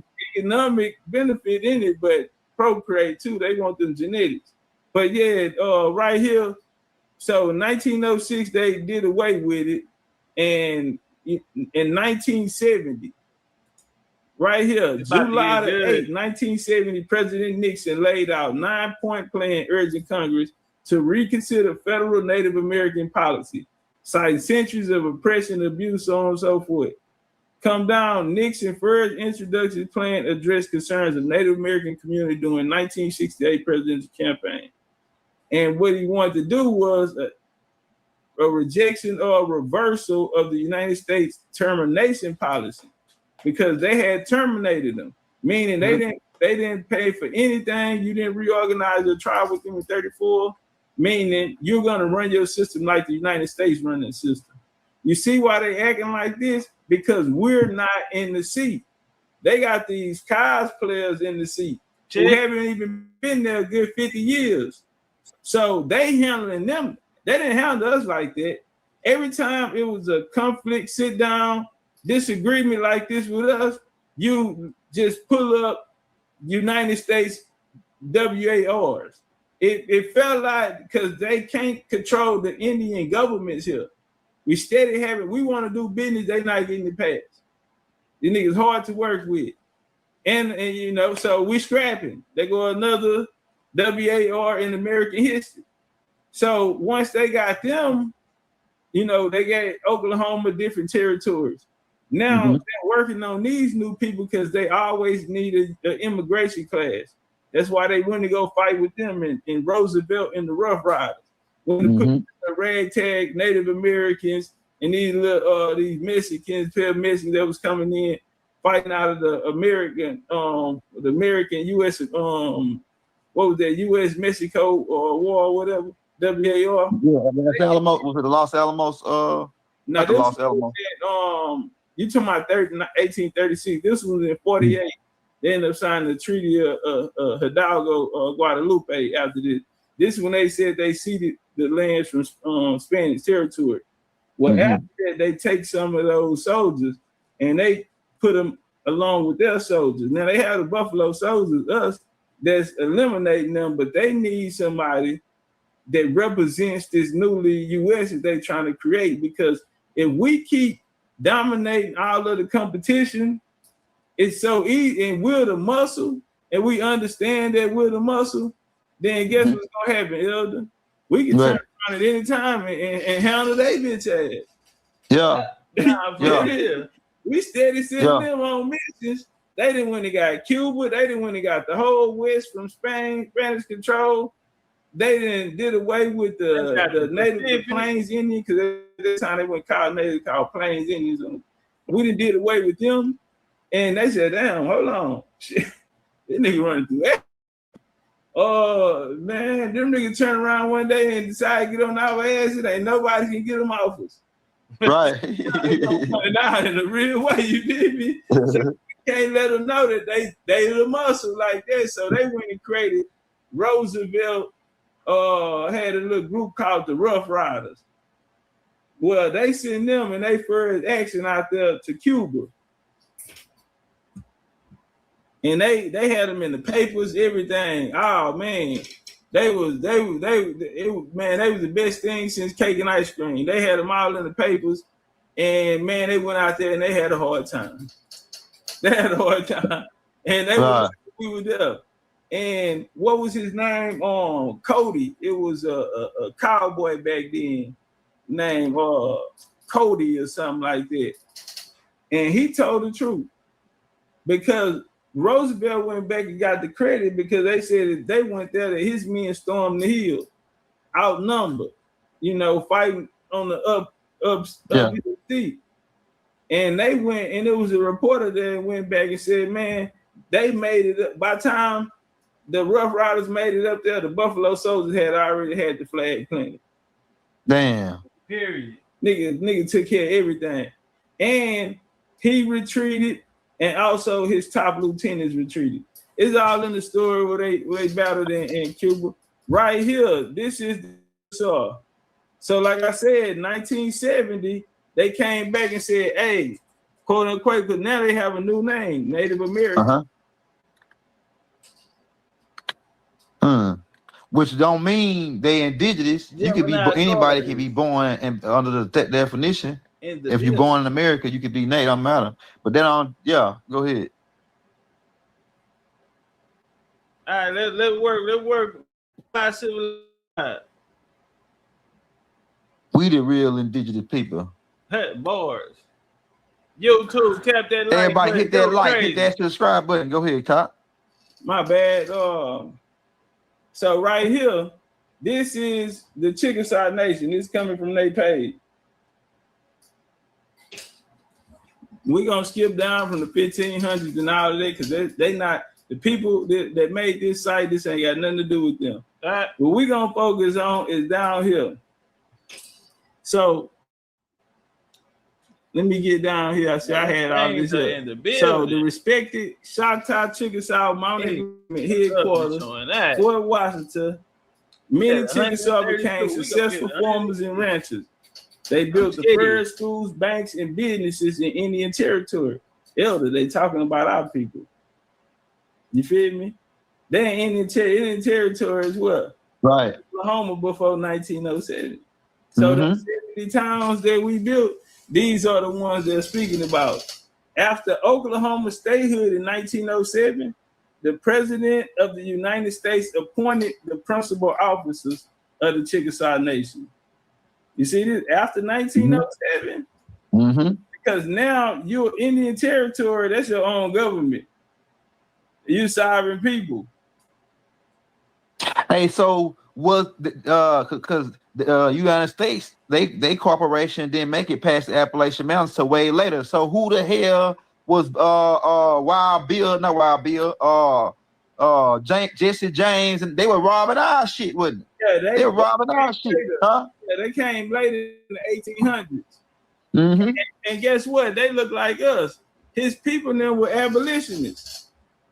What? They look. Watch this here. They looked like us. John Wilkes Boots, all of them. Yeah, they look like us. Same nigga to put the play on old man A. The Jesse James brothers were melanated.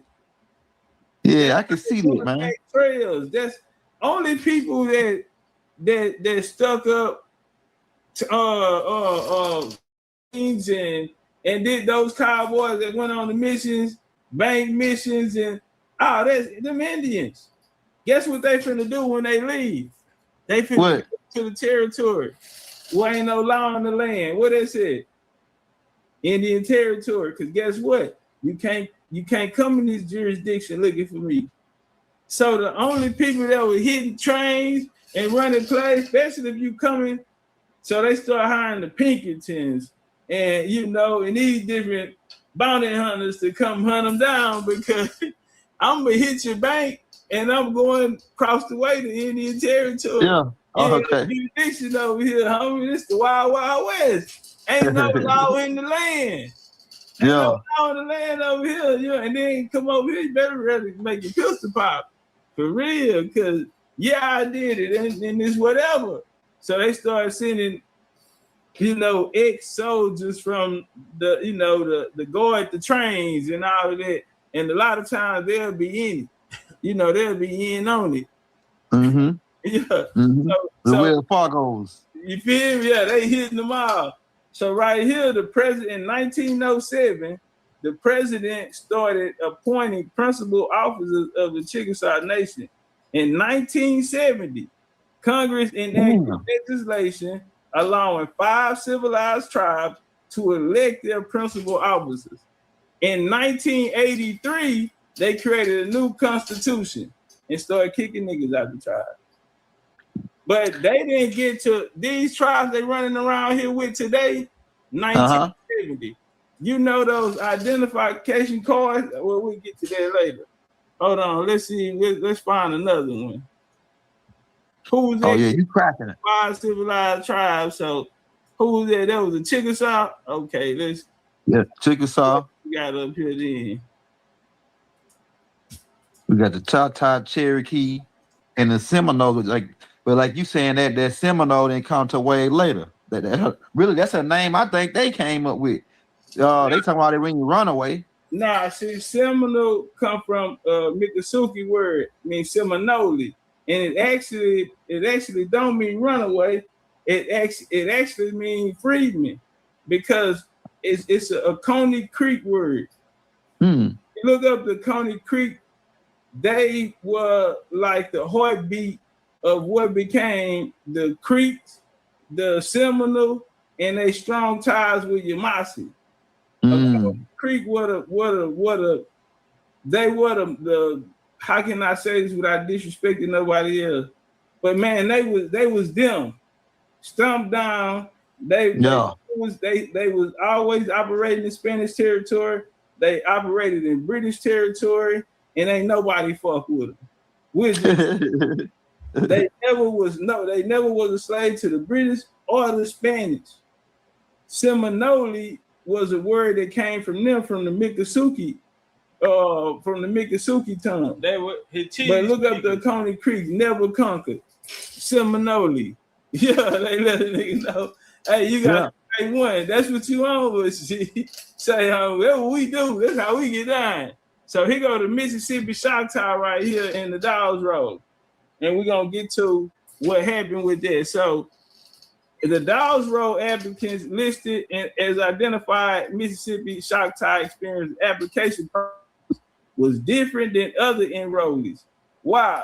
Although individuals lived in Indian territory outside the jurisdiction of the U.S., meaning you're sovereign, applied for, but the government that's there is the Choctaw. Indian. That's the government that the U.S. is operating from. But at this time, it's nation to nation. So the Dawes Road is there to disrupt it, to take that away. So the Dawes set up offices in Mississippi, and most identified Mississippi Choctaws resided in Mississippi at the beginning of the enrollment process. So what they do, Elder, is the Dawes Commission set up offices in Mississippi, began interviewing applicants, while other tribes maintained records and census rolls that could verify applicant identity. Mississippi Choctaw had few records. The Dawes Commission made judgments based off of applicants' Choctaw characteristics, such as appearance, ability to speak the language, your color, complexion, or just however they felt that day. You feel me? And so this is something this is on their site. The Oklahoma Historical Society. They know what happened to our people. So the Dawes Commission was bombarded with fraudulent applications from across the U.S. to secure enrollment. Applicants who deemed eligible for citizenship were listed as identified. Mississippi Choctaw had to remove. They had to remove the Choctaw Chickasaw lands in Indian Territory and establish residency there. And see, these are things they did to keep our people out. They try to get that out. Now, the plan backfired. Once they did it, the U.S. came in, and all the niggas who thought they finna get in position, the U.S. said, hey, look at it, homie, let me holler at you. They got rid of us. And now they got in power. Once they got them to do the dirty work, come on out here. They brought them out there and they took their power from them. This is my guy, this is my brother-in-law right here, cool guy. He's gonna run the tribe. But damn, I thought you said that was on me. Look, we're gonna get you in there. We make it right now. But right now, yeah, my wife, little brother need a job right now. You feel me? So the Choctaw, and on April 28th, well, let's go down. That's too recent for them. But it's for them in the Dawes Road. The other three tribes, Cherokee, Creek, Seminole, follow suit. Hold on. The 5 civilized tribes agreed to abolish tribal government communal ownership of the land. This is very important because, damn, before I tell it, to make it make sense, hey, y'all tap that like button, support the show. All right. Tap the like button, support the show.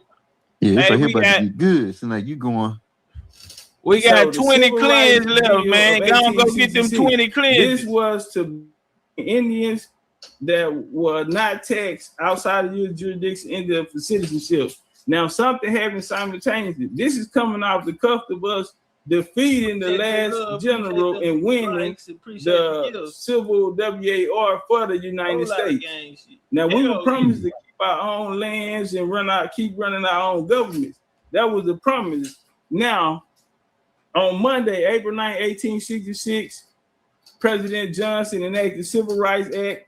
The new law passed the 14th Amendment to the Constitution, declaring that all persons born in the United States and not subject to any foreign power, excluding Indians not taxed. This is why I keep using that word Indian. A lot of people be telling us, man, why y'all use Indian? I'm like, man, we'll go by a tribal nation, but if we're looking for any type of legal or anything bound to the Constitution, Indian is in there.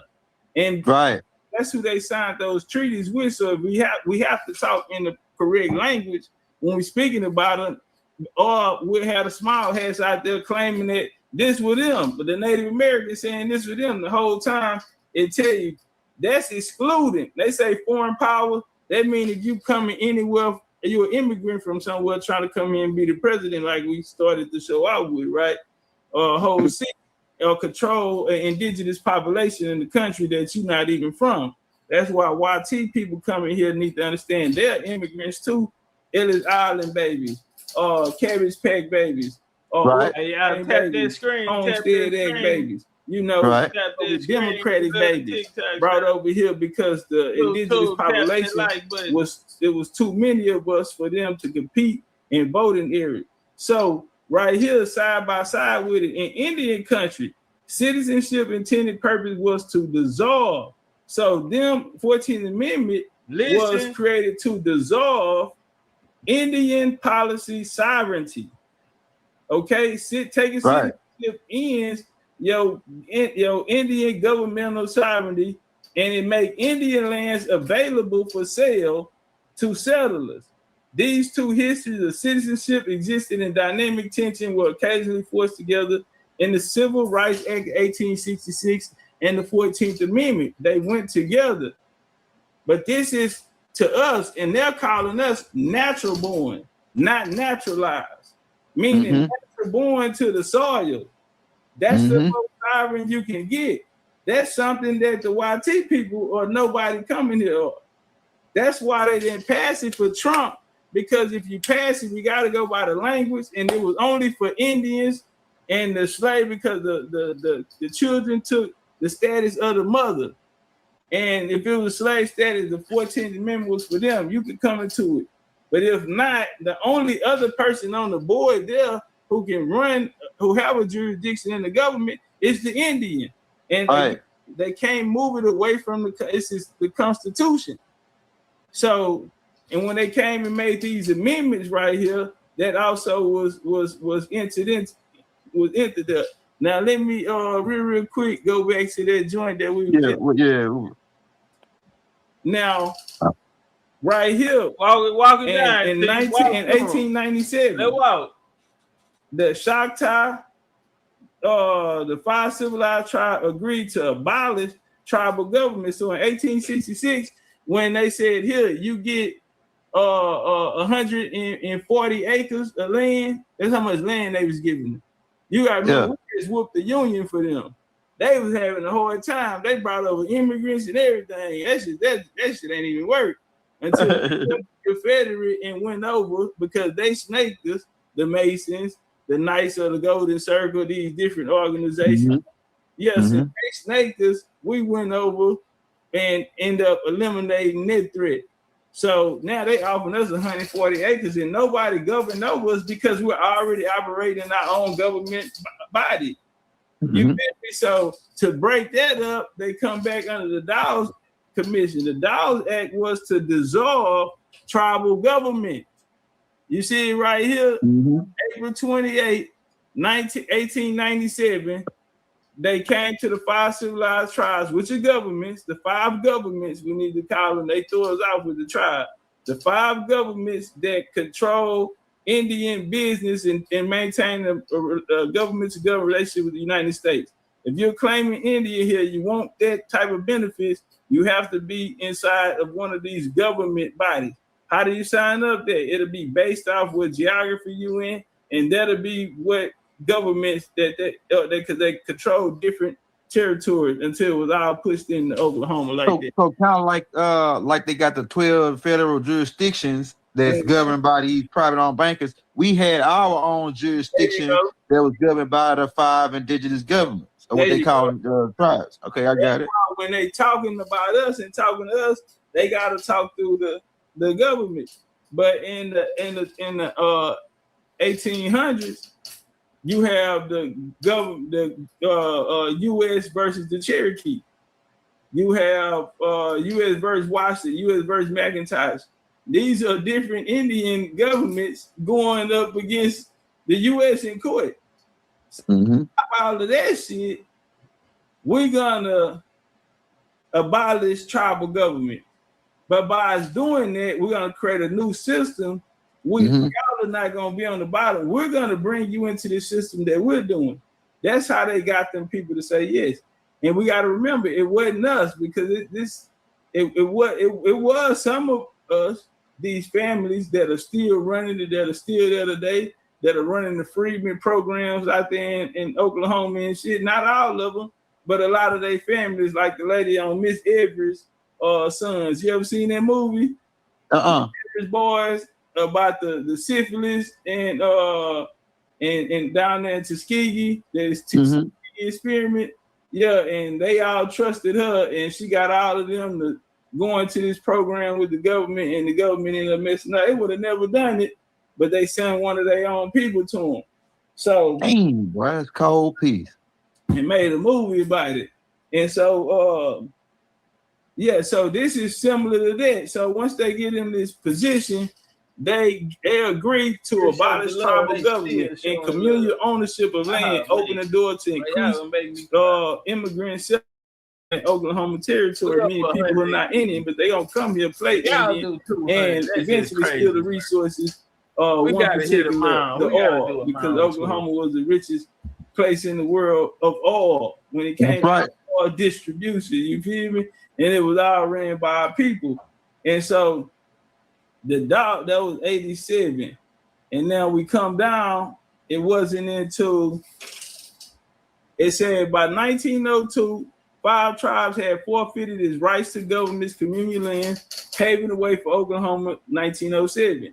By that time, the federal government had taken control of tribal governments, courts, and even public structures. But on Indian land, Stephen Gretham, Chief General Counsel for the Chickasaw Nation Division, he said they took direct control over their tribal governments. He said in an educational video, tribal legislators were not allowed to meet without express federal government approval. See, they not talking to us like that because we finna move some furniture. Plants they didn't put in. It's the 20th century now. We still around, but they not allowing us in the back rooms. You feel me? A lot of displacement been going on, and after that whole Reconstruction process, especially after the Compromise Act of 1877, when you look in Oklahoma, that shit like Chirac mixed with Detroit, mixed with the LA, it was that bad. And because we had our own security, you had the light horse out there. You know, we had our own everything.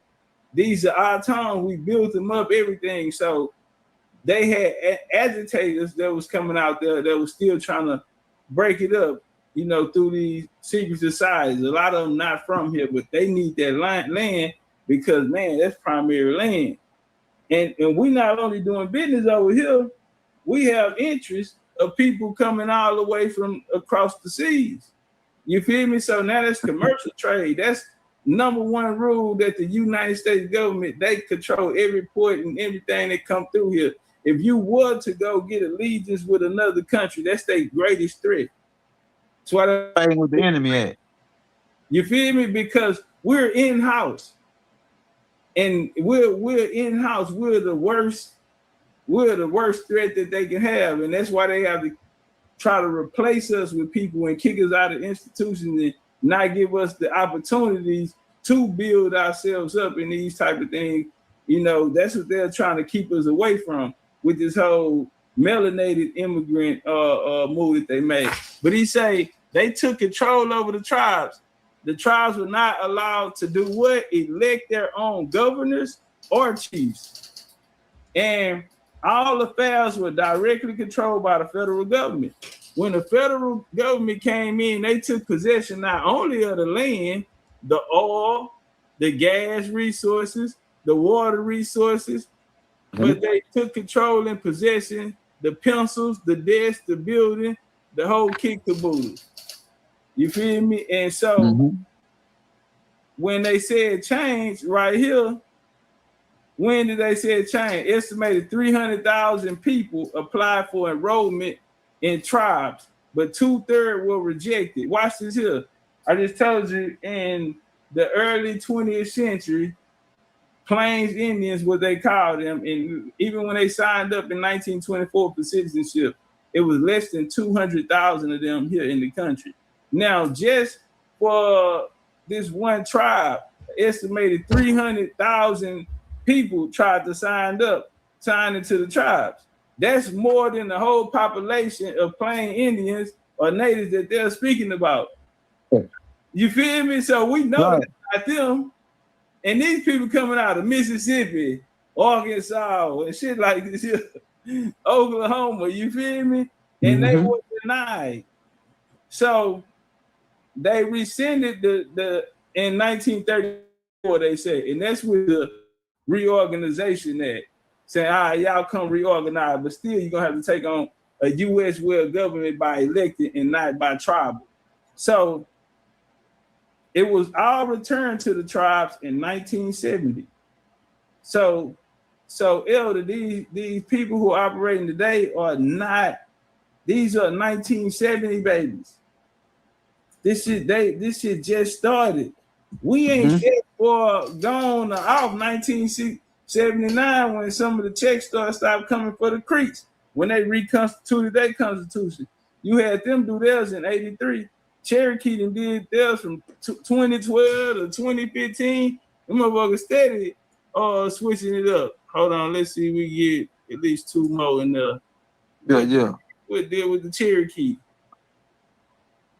So right here, in preparation of Oklahoma 1907, we go back there. The national government authority dismantled by the United States in 1906, accepted for limited authority to a deal with the land issued until 1914. The principal chief was assisted by U.S. federal government. The principal chief was appointed by U.S. federal government. In 1971, an election was held, and guess what? The chief was William, here you go, YT got William Wayne Keith. And guess how he got picked? Who had been, small hats, brother? Shit. Who had been appointed? Can you see that right there? I want you to read it for him. Oh yeah, I gotta. I can't see it on my phone, but if it wants to come by my, yeah. Now, it's cool. I'm gonna run through it. Watch this here. Who had been appointed by President Harry Truman in 1949, and he was elected. The Constitution of the Cherokee of Oklahoma was drafted in 1975 and ratified in 1976. They brand new. And so, you know, the cards that they carry, they always say I'm a card carrying member. Mm-hmm. Mm-hmm. You know, the first time they start passing them some bitches out? When? 2012. Damn. Then they came back and more people started getting them 2018. That's crazy, man. Shit going on. But man, we got to get our game, wake our game up, man, and really get in the game and get on thinking tribal, you feel me, and start thinking government, and, you know, and that's how we're gonna win the race and take back our place, man. Hey man, before we get up out of here, what's your take on? Because it seemed like to me, like, because Chief Warhorse talk about it, of how it seemed like they changed the names, and then because you talked about this on the last show too, they incorporated these, changed their name, then incorporated the under the Copyright Act. Like, so that's like, what you got on that? Yeah, they so basically the whole reason, see, we keep coming up with the 1970 play. So when they came 1970, say, okay, y'all can operate y'all own government. We ain't gonna fuck with y'all this time. I'm for real. I know I told you the last time. I just had, I had some shit going on. I had to get my money up, but I'm good now, so I'm let you do your thing. Well, when they did the Reorganization Act, those that didn't want to come back to the table and reorganize, they did the Termination Act. And then when they made them come back to, now they made them create charter corporations, no different than like a non-profit charter corporation. They're to be ran like a business. Not a government, because you're not going to be no threat. You're not going to be sovereign on U.S. land.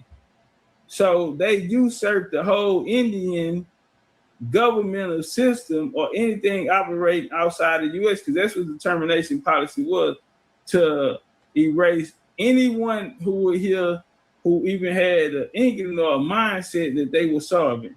So now it's easy to say that when you're not talking to the people that it applied to, who have the records and who can really, you know what I'm saying, if they were together, they were more unified in the sense that's a different conversation. They can handle them natives like that because you're a buffer. You're someone I put in place right here while I stand in the back and make all the money. They don't own them casinos. They get a cut, but we know the mafia been running the casino all in Cuba and shit like that. And when it got hot, Castro and them took the money. You know, Nicaragua got hot. You know what I'm saying? They tried to put the play on Castro like 600 times. They tried to put that together big to 600. He got the most attempts, assassination attempts out of anybody in the world. Yeah, and Martin had him down there in New York with him. You know, remember he came down to New York with Martin and Malcolm X. Yeah, Malcolm had him down there, you feel me? And see, once they got the mafia out of the mafia, whole game was to operate here, run records here, and get their money and be outside of the jurisdiction. But the way to do it was to infiltrate to get on the inside. The real mafia come from that Knights of Golden Circle with Albert Pike. Albert Pike ran the division over here. But man, what's homie name, man? He created the Italian mafia.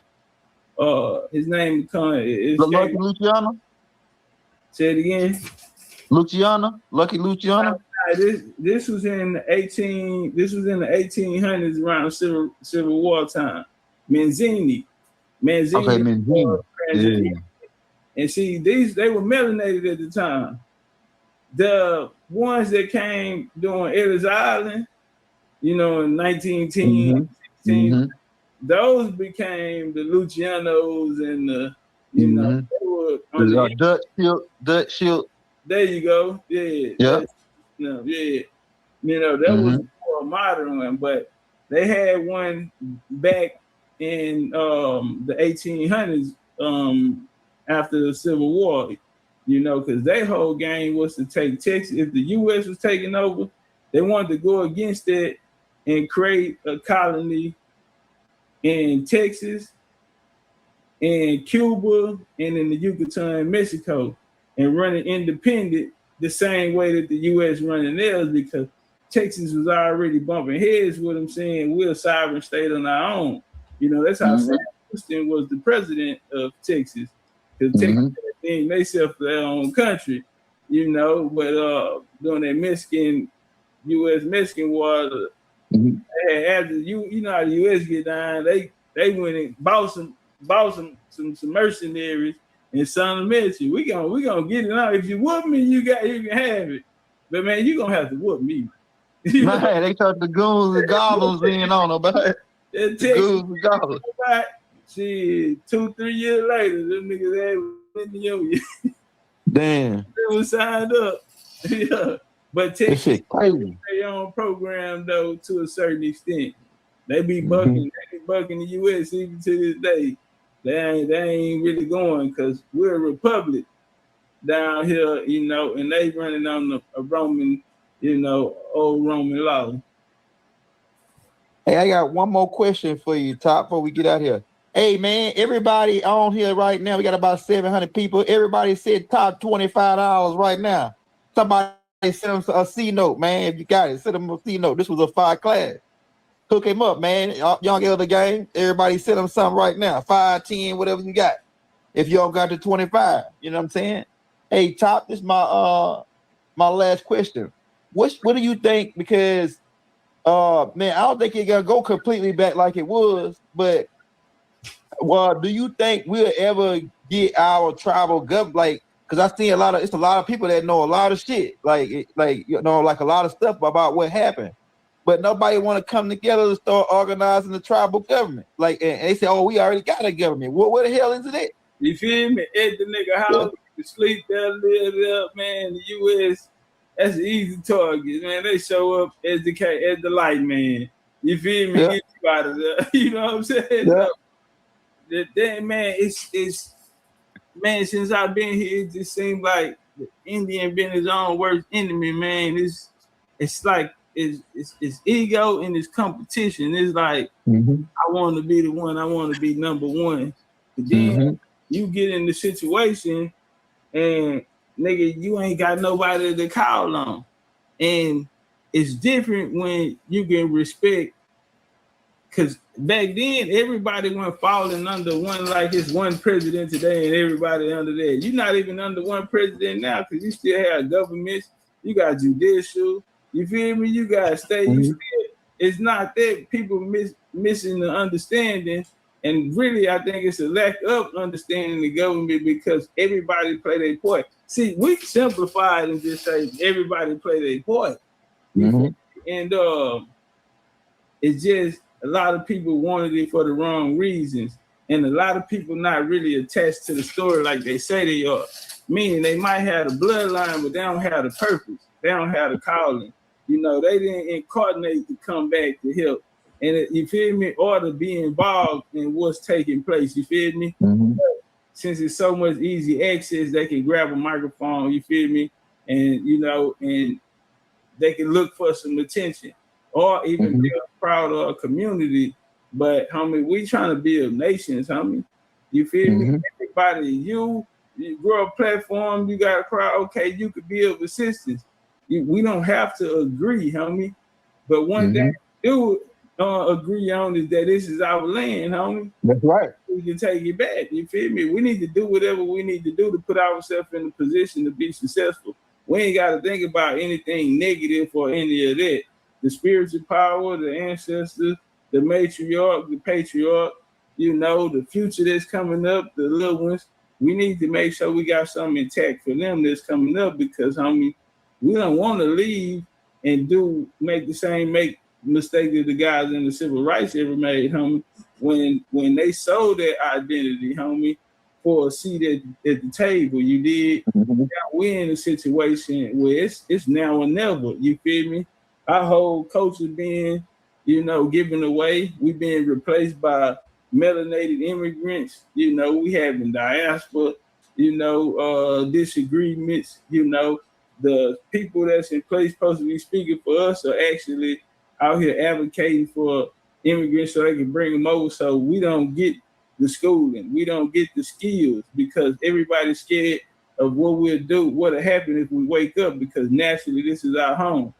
It's not a coincidence they're speaking about birthright right now and removing immigrants, and we come up in a damn conversation, and when the law is really read, the law is only pertaining to one people in this country. And so that scares a lot of people because YT people don't know where they come from. Where would they go? How bad they fucked up us if we get in any type of power. What do you think they think we gonna do to them? What about the Native American? Everybody been hating on us. Everybody had something fly to say about us. What do you think the Hispanics, how you think they think we gonna treat them? The Native Americans, you feel me? And they don't know where they come from. All of them have been given the identity. YT people was told that they were the founding fathers and all of this. All of these people to write themselves in the history of the story in a place that they had nothing to do with 4th of July, 250 years in America. They haven't been that long. And a lot of these other ethnicities and other people. And so now we are a major threat. That's why the government, and that's why they're bringing in a lot of these immigrants to make sure that they keep us at a certain place and let them rise because they need to be together in order to keep us in this situation because if we wake up, they're all threat. You feel me? Yeah. But to answer that question, man, how do we bring it all together? Man, I used to think time, but to be honest, we really don't have too much time. It's like water gonna fuck around and close on the other. You hear me? Because you know, just as they game is, man, you know what you gotta do, man. Gotta take care of your business, you know. And if you don't, you feel me? You know the results. But go on shoot for the sky. If you miss, you amongst the stars, or something. Being signal said, turn up. Right. Hey man, y'all. This right here was fire. Hey, Top man, your name is the right name. You the top cat when it come down to breaking down this indigenous storyline, man. You got that shit down pat, boy. I'm telling you.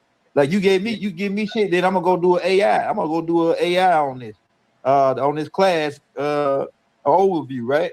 So yeah, you top cat, man. You the top big chief top cat legendary. Your name is what it is. You know, what'd you say? I was just saying, I love this shit. I live and breathe it. I think it's because how I got it. You know what I'm saying? I would like put on the mission. Mine ain't like, say, man, you need to know this. And, you know, I came back, man. I got, I don't know what time I dropped my own shoe line. Oh, yeah, that boy going y'all hard. Tap the screen. Oh, yeah, y'all forgot to tell y'all, Top Cat got the clothing line, man. He got the Big Chief Indian business. He got coats, hoodies. He just got the shoes. Now he killing them shoes clean in the mud, boy. Yeah. Hey, he got the shoes. He also, tell him about the BCU. I got the link in the description. The college, the BCU college. I got the link in the description. BCU. How they can get on it? That's man, we got 1,000 hours of lectures. over there. Material you can't get on YouTube. But we have merch or whatever. You know, I wrote a few books. It goes some. That boy Topcatz always real. This is my new one right here. Since the last time we spoke, I done dropped a new book. Oh yeah, boy, you go hard. Roots to Legacy. Yeah, Black American genealogy and heritage. You know what I'm saying? Oh, then yeah. For the babies, I always gotta represent for the next generations, and you know this thing. Oh yeah. So the book right here is about the pictures, man. Hell yeah, that go good. This Indian baby, she raised in the Royal Indian family. You feel me? Uh-huh. So she gonna go to. She had this magical jaguar she was scared to go to sleep with. So grandmother give it to her, and at nighttime she go drink. She go on explorations with the jaguar and take her around all these American Indian places at the serpent mine right there. You feel me? Out there meeting the Tamookans in Florida. And so they can get this book. They can get these on your on the BCU website. Yeah. Okay. BigChiefBCU.com. Yeah, I got it in the link in the description. Y'all also can order it on Amazon too. And thing right here. This is my new product right here, man. On my health journey. Hey, y'all. You feel me? This right here is a cleanse right here. Hey, we got. You feel me? No alcohol. Hey, no go GMO. get 20 of them hoes. You see the rappers, everything on there. Oh yeah, boy, you own it, boy. You own it. Number $20. That boy got there. Yeah, we gotta stay healthy, man. You know, it comes with everything, man. Black walnut. We got black walnut, wormwood, clove. We have palo. We got pumpkin seeds, oregano oil, garlic, soursop, black pepper, slippery and bark, so on. At least. Oh yeah, that's a nice combination right there. That's a nice detox. Yeah, man. I want to send you some of this shit, man. Man, this shit is lit. I know. I got something I want to say. Man, I know you see. I got the frames on right here, man. These this them buffs, these real buffs. Yeah, I got something like this. Cute buffs. Yeah, I be seeing you making your buffs. These right here, these wire joints right here. Got the BCU. Oh yeah. And the BCU joint. These called shotters. Since we talking about the shot tie, these are shotters right here. You know, with the that's lit. You feel me? That's lit. I want to send you a package. Let me know what color you want. Yeah. I'm gonna send you my address, man. That shit lit. You got all kinds of joints.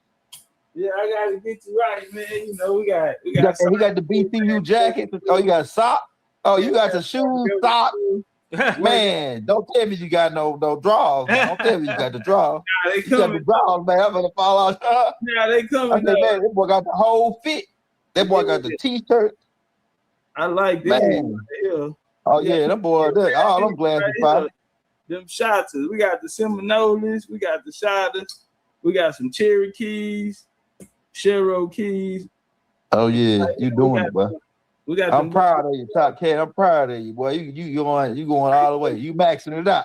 You an all around hustler, boy. All around hustler. You know, really, it's just representation. I feel like representation is important. So I just like, if they say, okay, what do y'all have? You know, the Indian community, what do y'all have? Well, we have this. We have representation of this. We have representation of that. We have representation. The places we talk about, we've been. Y'all don't have no authors, Indian authors, how they used to talk to us. Now I write 8 books. You know what I'm saying? Oh, y'all here. Now I still do PowerPoint lectures. And when nobody not even really doing it, it's damn near extinct. But I'm still holding integrity to the game. And they gonna say Indian kept the game going. You know, with the wellness, anything, you know, to the shoes, socks, outfits, everything, you feel me? Everything Indian. You feel me? For the indigenous people, because we ain't gonna just so we don't go forgot. You know what I'm saying? And we have representation on the board. And man, I just try to be a visible to let the ancestors use me on that point, man. And you own the game, man. You own it. You own it. I'm proud of you, man. You one of the top guys in our community that's bringing the noise, that's really holding it down. I'm telling you. I appreciate you for coming on, Topcatz. Like I say, hey, y'all get the game. Everybody send them $25 now. If you got it, send them $100. You know what I'm saying? Put them in the game. You know what I'm saying? And then go check out the BCU and check out the merchandise, man. You got a long list of merchandise. If y'all don't want to get support like that, if y'all want something for your dollar and we make it circulate, go on there and purchase the product, man. This is a parasite clean. I heard Uncle Rod on the channel the other day kept speaking about parasites. You know, he kept speaking about the parasite people and everything. Cleanse your body, cleanse your temple, and y'all can support. It's only $20. It's a American, indigenous American business, small company. And we appreciate your support with these books, with whatever we have. You feel me? Put on your man, whatever you want. So hey, you want to say anything before we get out of here, Topcatz, to the people? Or are you good? Man, I'll leave the people with this. And man, as long as we have each other, we don't need nobody else. If you're here, you feel me? You have a mother and a father, you have a story. You know, we've been disconnected from our roots. And y'all know the saying, the tree with no roots bear no fruits. And so the fruit that we're bearing is not our best, but we still manage to maintain and survive and be here to even, you know, be on elders' platform and the people listening in, and we having these campfire conversations about building up our nation and making us each other better people. In doing so, you feel me, on a positive vibe. So I would say, man, look into your genealogy, start a family tree if you haven't, you know, to reconnect, you know, that spiritual system, that reconnection with our ancestors, because there's a lot of messages and there's a lot of messages and stories that are locked in there. And it's also a part of this journey that we on. In order to know where we're going, we have a GPS system in the form of what they'll call, you know, they'll call it guardian angels. In spiritual realm, in the spiritual community, we'll call it guides. You feel me? You know, that's guiding us along in this physical plane that we speaking about. You know, venerating to my mother. I speak with her a lot. She on the other side, but I know that she helping. You feel me? Cherokee Indian since a baby. That's what we was always taught. And so this passion that drives me, knowing that there's other people out there like me that share the same stories or similar stories, and we come out of the same cultures. And what was done to you was done to me, even if it didn't happen that way. That's the way that's the energy I'm coming with. And so, man, I say this here, man, as long as we got each other, we don't have to do it by ourselves. But most important, as long as we got each other, we don't need nobody else. Appreciate you. Hey, Top, man, this was an epic tape. Y'all gonna have to roll it back. Hey, y'all. Hey, free the master teacher, Dr. Malachi Z. York. Free Larry Hoover. Free Jeff Ford to El Rookie. Let the three chiefs walk, man.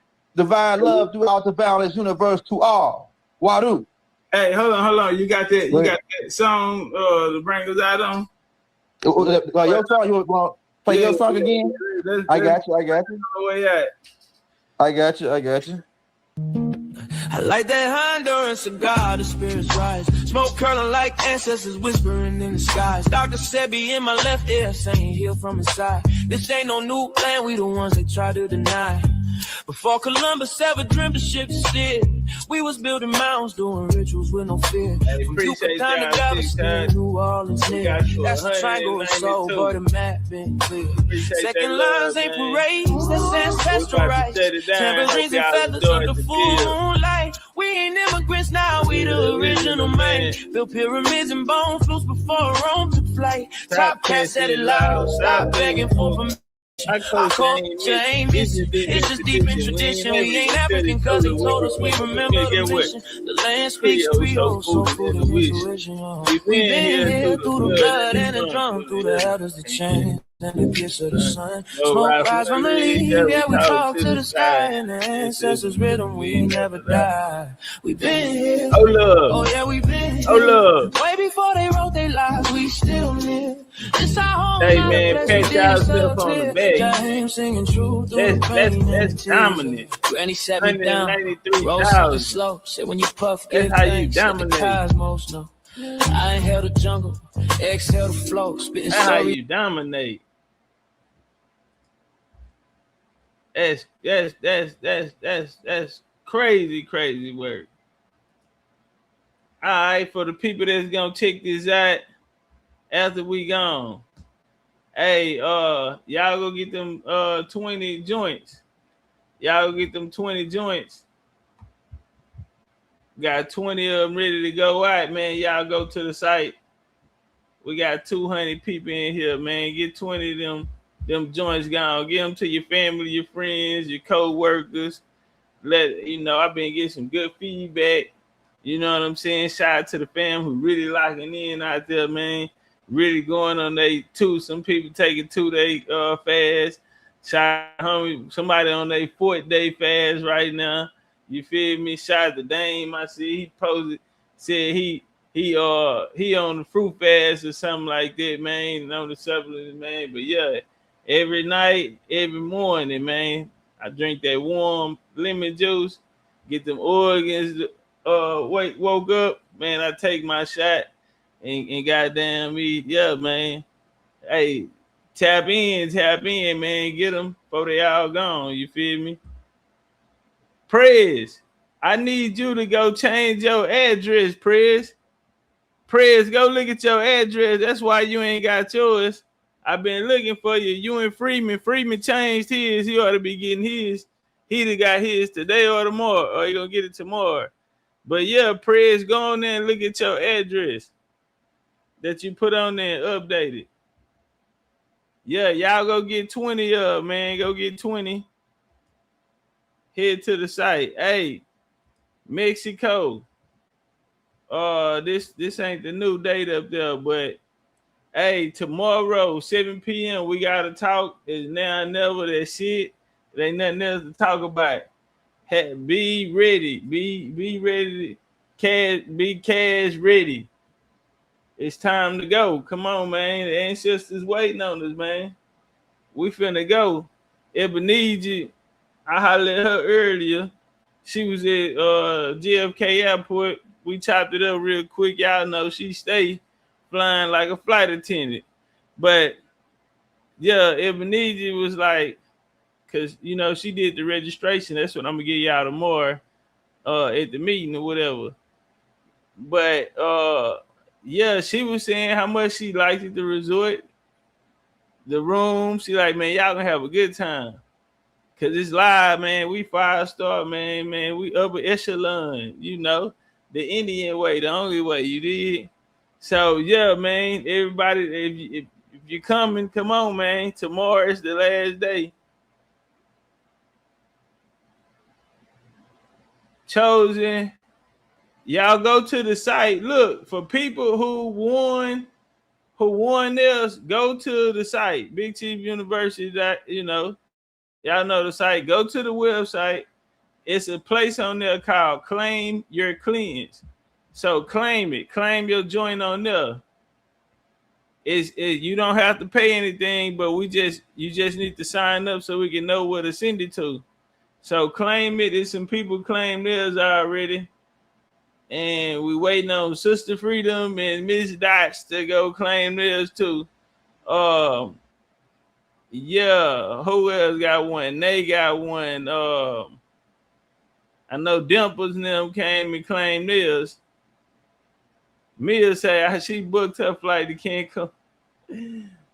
Hold on, mama. We gotta make sure these niggas are gonna have their money tomorrow. Cause they finna tee me out. Yeah, we gotta get this done. We under a month away. We under a month away, but we gonna get it together, man. Hey, yeah, man, y'all go get go get them 20 joints off of there, them 20 drops. He said his birthday on the 20th. He gonna cop another I'm Not Black, I'm in it for the birthday. What you talking about, like an outfit?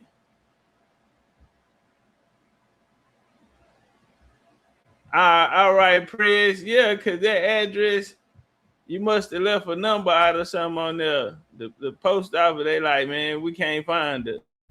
So, y'all, for you and Free Me for like 4-5 days, then Free Me came around, I told him, and yeah, I just been looking for your ass. But, man, that's a bit. Y'all hold it down. Y'all already know how it's going down. As long as we got each other, we don't need nobody else. Hold the line, man. Big Indian business, not the little one. Gang, I love y'all. That's my time. I like that Honduran cigar, the spirits rise. Smoke curling like ancestors whispering in the skies. Dr. Sebi in my left ear saying heal from inside. This ain't no new land, we the ones they try to deny. Before Columbus ever dreamed of ship to steer, we was building mounds, doing rituals with no fear. From Yucatan to Galveston, New Orleans near. That's a triangle of soul, but the map been clear. Second lines ain't parades, that's ancestral rights. Tambourines and feathers under full moonlight. We ain't immigrants now, we the original might. Built pyramids and bone flutes before Rome took flight. Topcatz said it loud, stop begging for permission. Our culture ain't missing, it's just deep in tradition. We ain't African cause they told us we remember the mission. The land speaks Creole, soul food and intuition, yo. We been here through the blood and the drum, through the elders, the chants and the kiss of the sun. Smoke rise from the leaf, yeah, we talk to the sky. And the ancestors' rhythm, we never die. We been here, oh yeah, we been here. Way before they wrote their lives, we still live. It's our home, not a place we disappear. Jaheim singing true through the pain and the tears. Granny sat me down, roll something slow. Said when you puff, give thanks, let the cosmos know. I inhale the jungle, exhale the flow. Spitting stories that the textbooks still scared to show. Cigar lit like a torch from ancient rites. Aromas like prayers to the Orishas at night. New Orleans ain't a torch tale, it's black divine. Where the jazz horns been time and the spirits align. Forget Columbus, we was dancing in stars. Trading turquoise, dripping culture in bars. Drums talking codes, spirits moving cars. Look close, the past ain't gone, it's just behind these stars. From Congo Square to Trammy porches, we built this land, no need for endorsements. The Mardi Gras beads ain't just for decor. That's soul armor, homie, we was gods before war. We been here through the blood and the drum, through the elders, the chants and the kiss of the sun. Smoke rise from the leaf, yeah, we talk to the sky. In the ancestors' rhythm, we never die. We been here, oh yeah, we been here. Way before they wrote their lives, we still live. This our home, not a place we disappear. Jaheim singing true through the pain and the tears. Through the blood and the drum, through the elders, the chants and the kiss of the sun. Smoke rise from the leaf, yeah, we talk to the sky. In the ancestors' rhythm, we never die. We been here, oh yeah, we been here. Way before they wrote their lives, we still live. It's our home, not a place we disappear. Jaheim singing true through the pain and the tears. We been